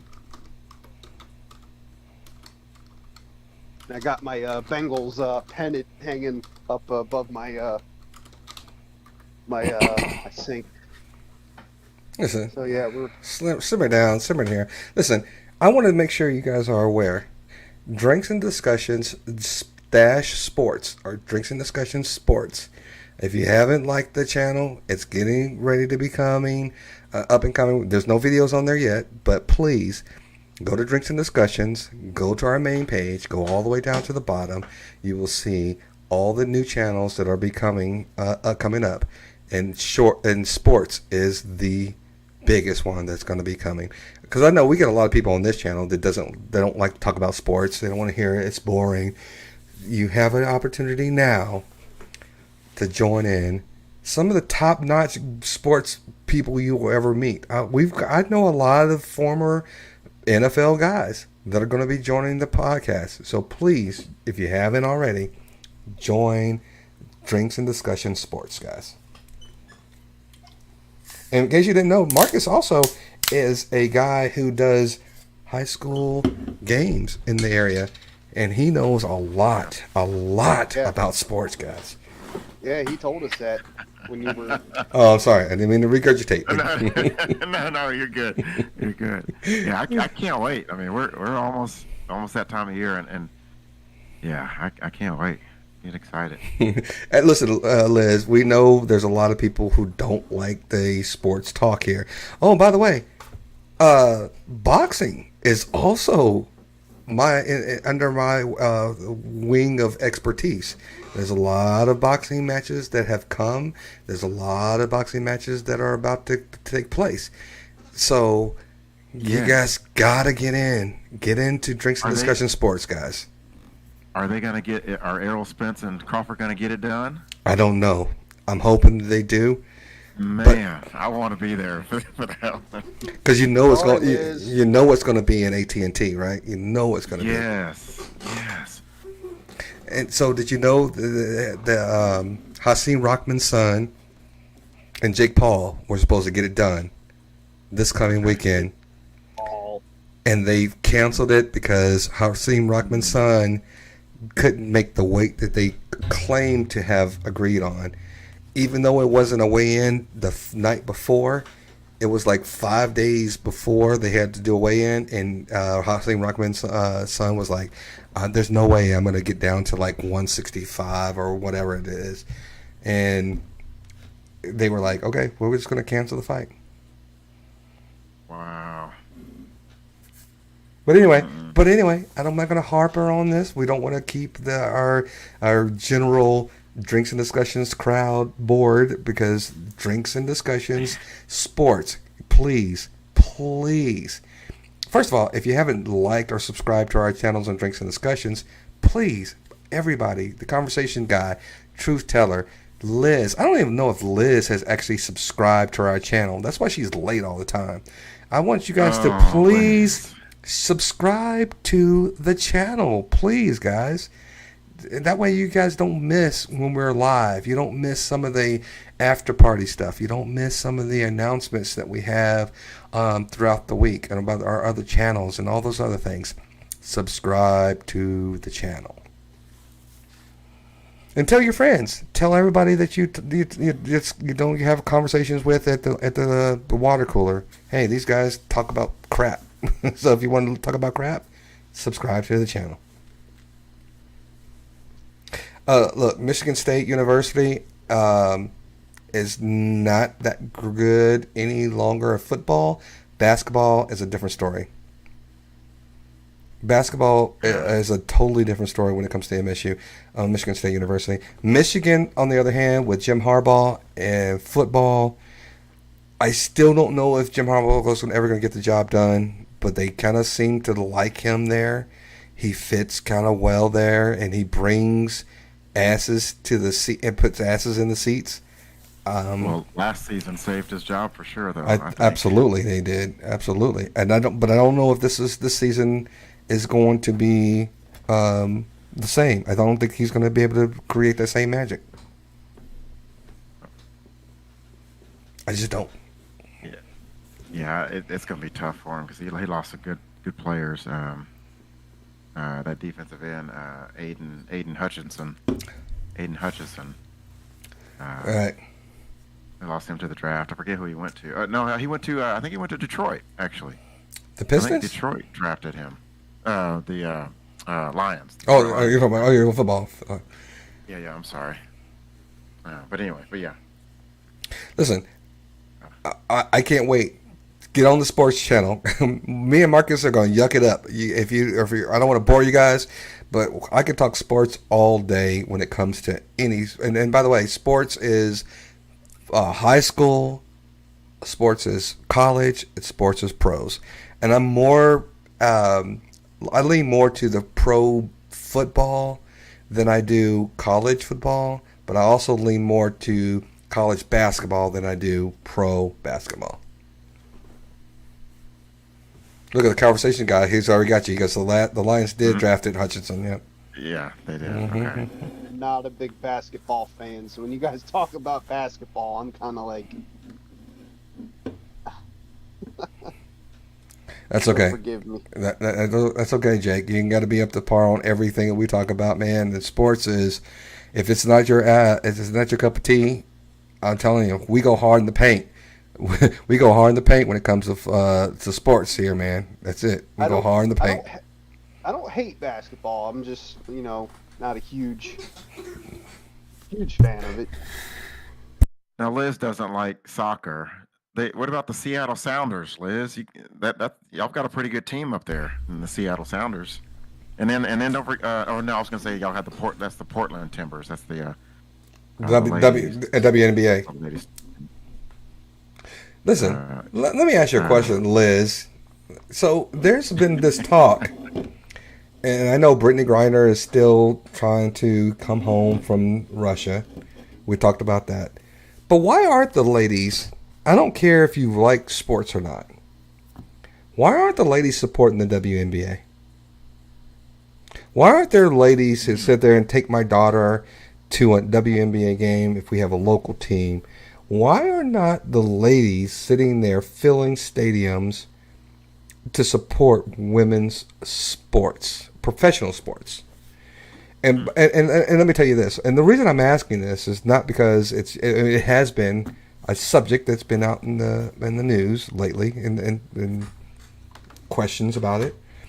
But one of the best movies I've ever seen is called The League of Their Own. It talks about the women baseball teams that filled the void when the war was started, and they had I think it was World War One. There's two. Was it two? It was two. Yeah. Yes, two.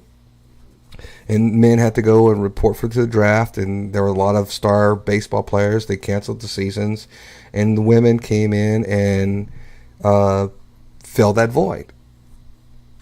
So all the ladies out there, I don't know if Fluffy the Cat is a woman or not. I don't know, but I know we have Liz. Why aren't women being more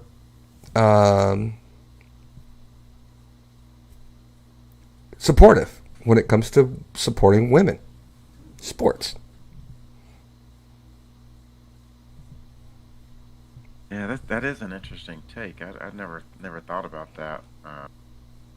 You think because, it's because of what happened to that woman in where she's being held? I can't remember what it's saying. She's in Russia. She's in Russia, but they're still trying to do like a prison swap for some of the people that Russia wants to have released from our prison for her. They're trying to like negotiate some things. I think that will eventually happen. I'm just not sure what the cost will be because she is kind of a pseudo celebrity. I didn't even know we had that many Russians in our prison systems, to be honest with you. I didn't either. So, I didn't either. Like, who are you going to get rid of in order to kind of give a celebrity back to the U.S.? I don't know what that's all about. So, and by the way, Liz, the NBA, that whole stigma about the NBA players having kids by different women and all that kind of stuff is kind of like the 70s and 80s. I don't think that NBA players do that anymore, outside of Tristan Thompson. Sorry, I had to go there back. Marcus, I had to say it. Hey, it's okay. Because we're in a responsibility age right now where NBA players are trying to be responsible with their money. They have these classes that when you're recruited or drafted, you have to take these classes about who these scandalous women are, what to do when you get approached by them because they're looking after your money and all that kind of stuff. You don't want to be caught up in having babies with these women who've been around these NBA players and hadn't landed one, and they're going to keep trying until they land one or get pregnant by one. So we're at an age now where the NBA is being a lot more responsible when it comes to, especially when they draft young people, and that's one of the reasons why they stopped putting high school kids in the draft. You have to be 2 years out of high school in order to be drafted by the NBA because they want you to be able to have some type of, know what society is all about. You want to be you're not a grown man by any stretch of the imagination, but you kind of want to know what it is when it comes to people trying to take advantage of you. And right out of high school, you don't know that.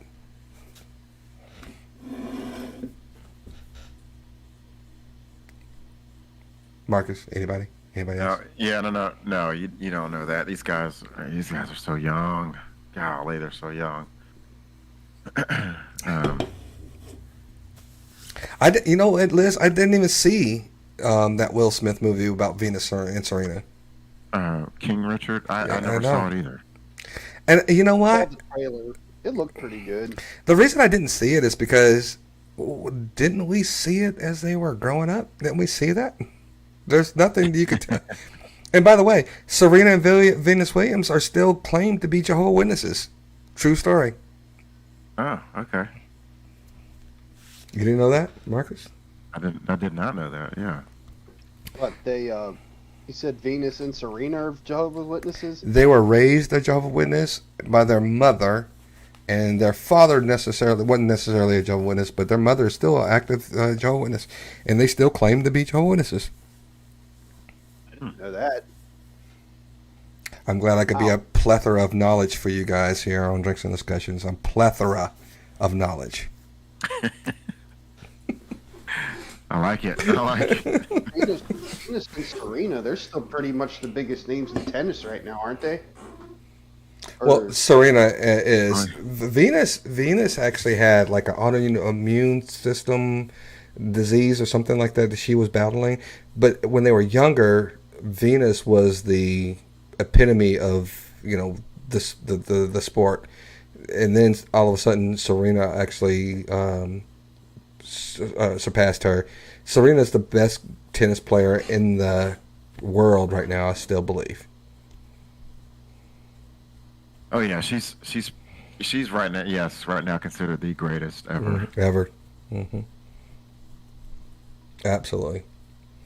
And listen, I get it. You know, their father did a great job. You know, they were poor, and he tried to give them and expose them to a sport that poor people are. And I would even say this: black people generally don't take to tennis because they don't see this as a avenue in which they can actually participate in. And I'm not going to say that they don't have tennis courts in poor areas. They don't have tennis courts in black neighborhoods, because they do. But they don't see that they fit in a tennis community. Tennis communities, for lack of a better word, tries to exclude as many people out of their social, the social aspects of their communities as they possibly can, because of the culture in which it surrounds them. I'm not saying it's a white culture or whatever, but the tennis community typically doesn't include minorities. Mm-hmm.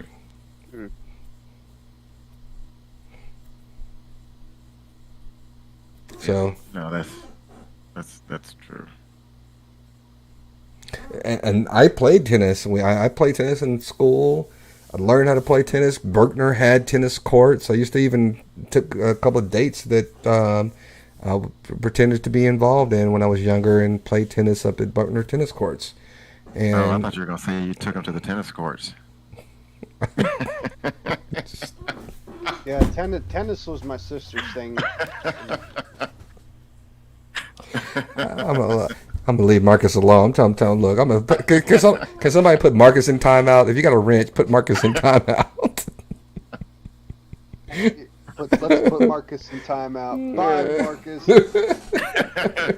Don't leave me, guys. Don't leave me. I'll do better. Let's just mute him. Nah, I'm kidding. 5 minutes. So Billie Jean King played. Who's the guy that passed away of AIDS from a transfusion? Arthur Ashe. That's the guy. Billie Jean King.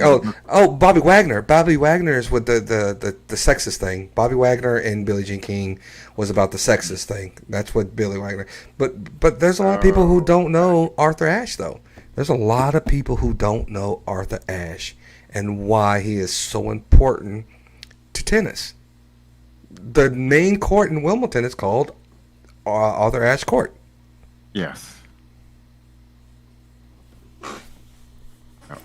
I've never even heard that name before. Oh my gosh, dude! I did a book report on him when I was in the 3rd grade. I don't really follow tennis that much. Now, my sister may have because she played tennis quite a bit in high school. So maybe it might have crossed her path. So I was on the swim team. So that was my thing. Bobby Riggs, not Bobby Wagner. I think Bobby Riggs is Two Trailers, right? Okay. Oh, hot damn! Hot damn? Is he new? I didn't see him in the chat before. That's new. Yeah, that's a new one. Oh, okay, so we got some silent watchers out there. But hot damn, appreciate you. They're coming in. You remember Arthur Ashe? Arthur Ashe. I don't remember him as a player. I just remember his name. I also remember him passing away. I remember his philanthropy that he has done, and that he was. Was he the first black person to win a major in tennis? I want to say yes. I think so. If I remember correctly. If I remember correctly, yes, I believe so. I think so. Let me. Right now. Yeah, and he was the first person that was championing having AIDS from a blood transfusion, and died with so much class and dignity, and people just galvanized themselves around Arthur Ashe. It was just, I remember the death more than I remember his life, because I think he died in the early 90s, and I just remember that's how I became exposed to him and his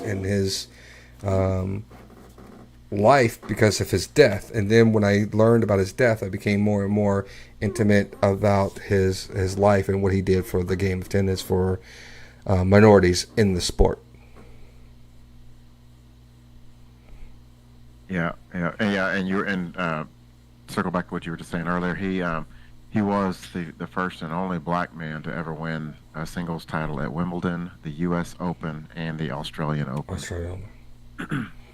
And Liz, I think you're talking about the Scandinavian guy who used to play McEnroe. Was that Jimmy Connors? No, that was Bjorn Borg. Bjorn Borg. That's right. Mm-hmm. That's right. Because Connors was another American, right?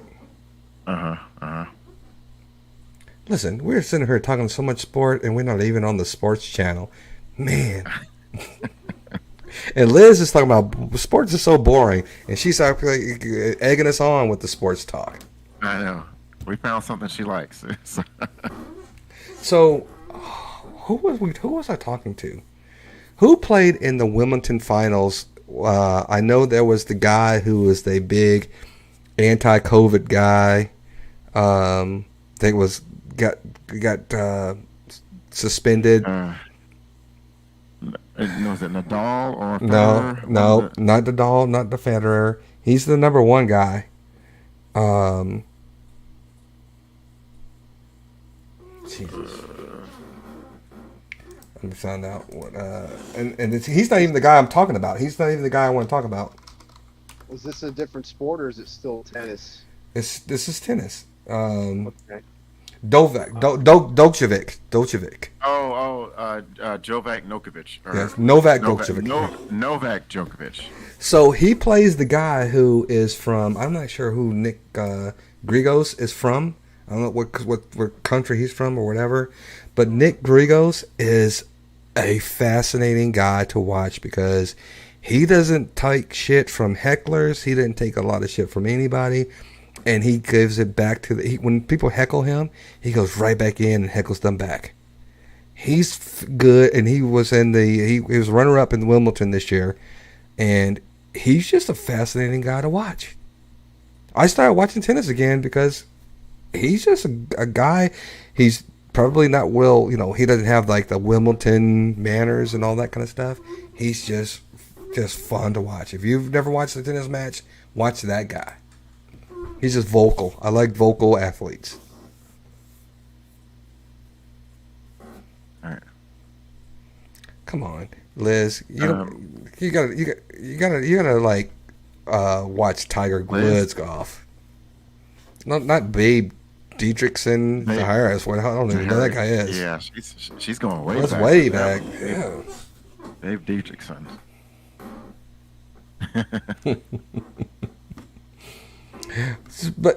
I didn't want to talk about this. I want to talk about this on the sports channel, and I'm just putting this as a segue, or not as a segue, but as a kind of like a trailer that we're going to be talking about this, because there is this golf tournament or golf league that started up, that it's done by the Saudi government. The Saudi government that has been responsible for 9/11 and a lot of other violations to humanity. They killed another reporter. The Saudi prince killed this reporter that was speaking against their government. And they're backing this LIV tournament that a lot of PGA guys are ditching the PGA and going and playing this LIV backed golf tournament or golf league.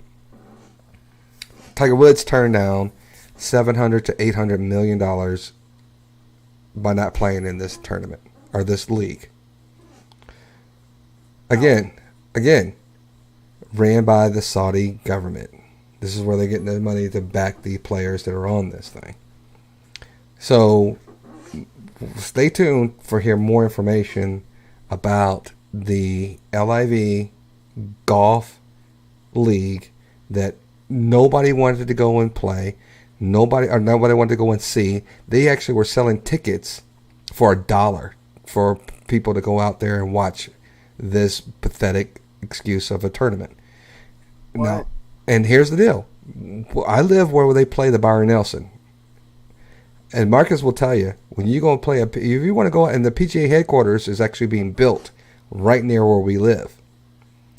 You go to a PGA event, you're not going to get a PGA ticket for $1. Oh no!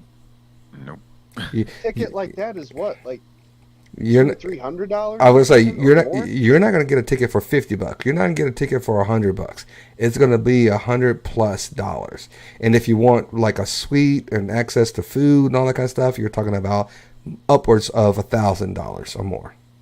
Better cough up that moolah. So I'm just saying, Beggar Vance is a great movie, and also The Greatest Story Ever Told is also a great movie. Great movies. Golf movies are good. Tin Cup is probably one of my favorite movies of sports movies. It's in the top 5 sports movies for me. Tin Cup. Just saying, folks. Just Heard saying. the title. I don't think I've never seen the movie. Okay, so speaking of movies, let me just say this real quick because it's getting a little late, and I do have a lot of things on my plate I got to do tomorrow. The Natural, that's hands down one of the greatest baseball movies. But let me ask you this question. Did anybody do their homework from last week? Anyone? On the Emmett Till subject? There was the movie, the Great Debaters, The Debaters. Did anybody watch it? Did anybody go and see the Denzel Washington movie, The Debaters? I didn't get a chance, no. Yeah, I missed it last week, so I wasn't. I missed Things the have, homework assignment. Yes, you did. things have been a bit hectic on my end, so I was able to do a little bit of research on the Emmett Till thing, but not the movie, the Debaters. And there was another movie that I said that I think you guys should probably watch as well, and it was, I can't remember. I gotta go back and watch it from last week and figure that one out. But if you just start with the Debaters with Denzel Washington, and we're talking about the education system and how it relates to minorities, you will start to uncover a lot of good, really good things to discuss.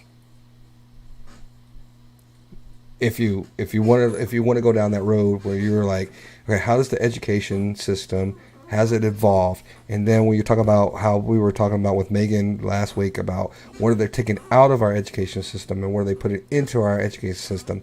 If you watch those things like the Great Debaters or Debaters, you will see that there's a lot of things that if you don't pay attention or if you're not educated enough, you just don't understand when it comes to the plight of minorities in our country. Right. Yeah. But you can also find out, look at the story of Brian.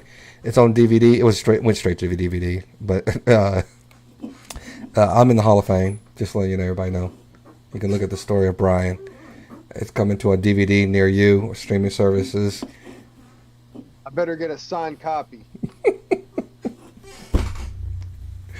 All right, guys. So it's we got up to a rough start because I know we had some technical difficulties, but I'm glad for each and every one of you guys joining our live stream, and it has been great. We didn't have some of our hosts. Trey said he was going to join us, and then we had some other people that were going to join us that didn't join us. But we had a really good crowd in our chat. We appreciate Liz, of course, the conversation guy. We had Veen. We even had the conversation guy, Hot Damn. We had a couple people that we didn't really know that who they are, actually. But I'm glad that you were there.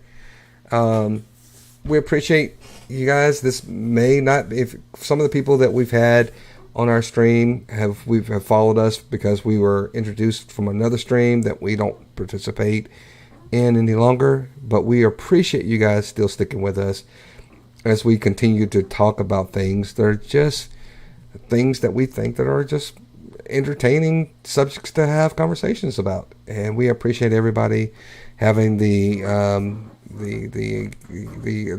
measures to come in and have their chats involved in our streams and their perspectives, and we appreciate all that. So, Big Jake, as we head out, please let us know, give us some parting words from your perspective, please. Yeah, just like my usual stuff. Just stay happy, healthy, and be safe. And yeah, it's been a tough week for me, and here I am still standing strong. And if I can do it, you can do it. Just I've had a lot of talks with some friends and some family over the last week, and sometimes you feel like you get knocked down, but with the right support system, and sometimes even with the right music, you just get right back up and keep moving. Keep it moving forward. Absolutely. All right, Marcus. Any parting words, sir? Yes. Before I throw a few jokes your way, just remember, people, if you're traveling on the open road and you're in the left fast lane, good. But if someone's coming up behind you moving faster, get out of the way. Move, bitch. Get out the way. Get out the way. Yes. Yeah. That's a great song right there. I hope we didn't violate any copyright laws when I said that. I'm hoping we didn't violate any copyright laws. You were just speaking. You were just making a comment. You weren't singing. Wow. Yeah. True story.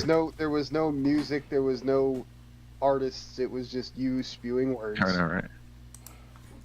And Exactly. and I'm going to let you go ahead and give your dad jokes before I give my parting comments. But I will tell you this: the movie 61, I have tried and tried and tried. I'm still trying. I cannot find it to download. I can't find it to download and watch it. So I'm still looking for it. But I'm still haven't forgot that people want me to watch it. I promise you that. And by the way, Liz, I thought we were going to make it one moment, one episode of Drinks and Discussions where you didn't bring Chris Pratt's name up. But I get it. You love Chris Pratt. I don't get why you do it, but at the end of the day, Liz loves her some Chris Pratt. But anyway, go ahead, Marcus. All right. So, so in honor of my daughter and I's trip to Galveston, what did the ocean say to the beach?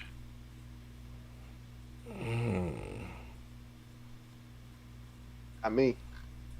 What did the ocean say? Nothing. Get the hell out of here. Ah! Nothing. It just waved. And I'm sad right now that my camera's not working, so you guys can't see my face. So, now I've got another one here. You know, we were talking about tennis here just a second ago. What do you call a girl in the middle of a tennis court?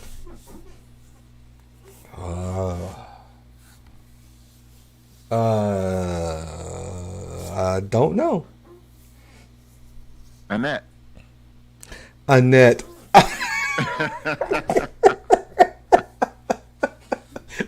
Get it, Annette.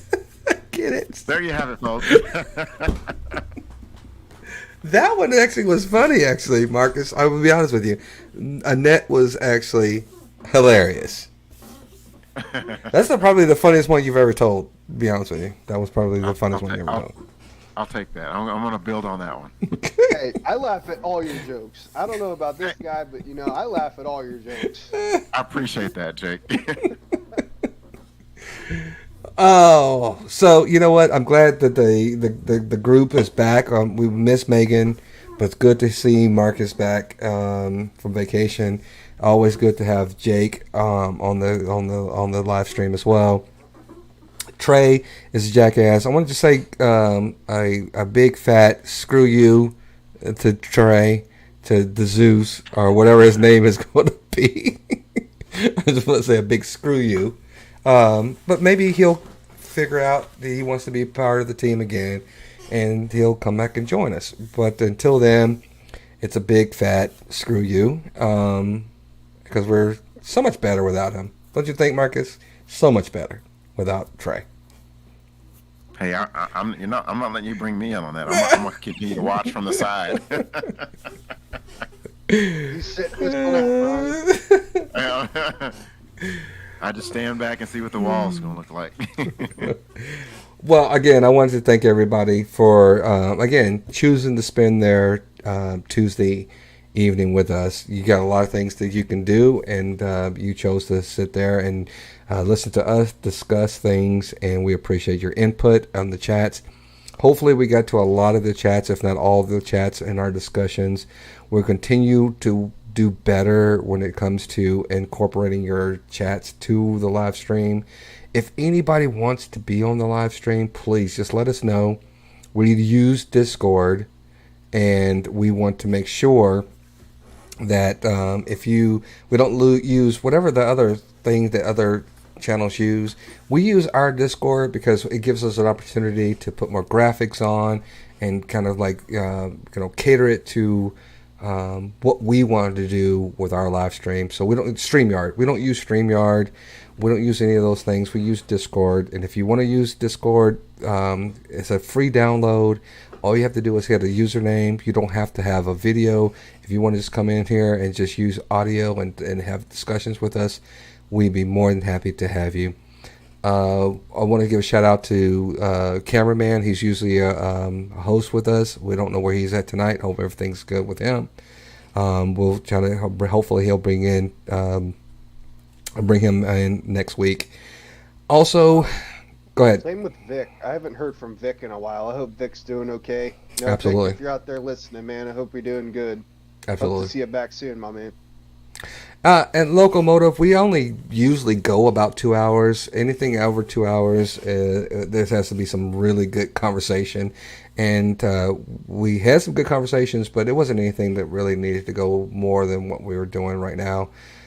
So hopefully you subscribe to the channel. And if you have a wrench and you haven't subscribed to our channel, I'm going to take your wrench away. Because Liz, I'm not going to mention any names, but Liz, you need to subscribe to the channel. It makes no sense why you don't subscribe to the channel. But I want to thank everybody because, we can't do this without having people watch us, and we appreciate you guys participating every Tuesday. If you also are on YouTube, please, if you're subscribed to this channel, please go to our main page or go to our channels. I think it's channels. Is that what the thing at the top of the channel, the page says? Channels? Yeah, go to channels. If you see our channels at the bottom of that page, or you see on the page, you'll see a bunch of things, including my son's page, Caden's Corner. Go subscribe to Caden's Corner. I'm putting a lot of things up there with, he's trying to do a little, he's 4, but he's trying to do a little YouTube channel as well. So if you got little ones that like to have other little ones to watch them, and he plays Oculus VR games and all that kind of stuff, watch it. I hope you guys enjoy it. I just did it. I just subscribed. It was so easy. So easy. Simple. But I want to thank you guys. Appreciate it. And then, of course, my co-hosts, Marcus and Jake. Cheers to you guys, because without you guys, I couldn't do it as well. And Jake, man, listen, every time we do these things, you keep getting better and better, man. You just keep getting better and better with your input. You're starting to become a really good host and knowing what to say and how to say things. And man, you're growing, man. So I appreciate you, and I want you to always remember that you provide value to this channel, and I appreciate you. Thank you. Yes, I agree. Echo that. I appreciate that. Yeah, I'm working on it. Cool. All right, guys. When you said you were an introvert earlier, I was like, Jake, an introvert? Whatever, man. Come on. hard to believe as it is, man. It's the truth. The only people I really interact with is coworkers and family. So, hey, like I said, less people, less drama. You know what I mean? Amen. And listen, I got like 7 friends. That's it. And if I get to 10, and somebody else wants to be my friend, I'm going to have to kick somebody out. That's an ongoing thing with our group of guys that we golf with. And we've actually kicked people out of our golf team. Not a team. Oh, man. It's been weird, but there are times where people try, because sometimes we like miss somebody where we need to fill a spot, and somebody will say, okay, I know a guy. And then that guy comes in and he wants to like fit into our group so bad, and he just doesn't fit in. You gotta take your time with stuff like that. If you try too hard, then it's not gonna work. See, Jay gets it, and he's young, and these old dudes come in there and they're like, and you know how when you like, if me and Marcus have a joke and I go in on Marcus and I talk about Marcus in some kind of personal way, Marcus is gonna laugh, but that doesn't mean you can go in and talk about Marcus personally, because Marcus is not gonna laugh, I'm not gonna laugh, and we both might be able to jump on you.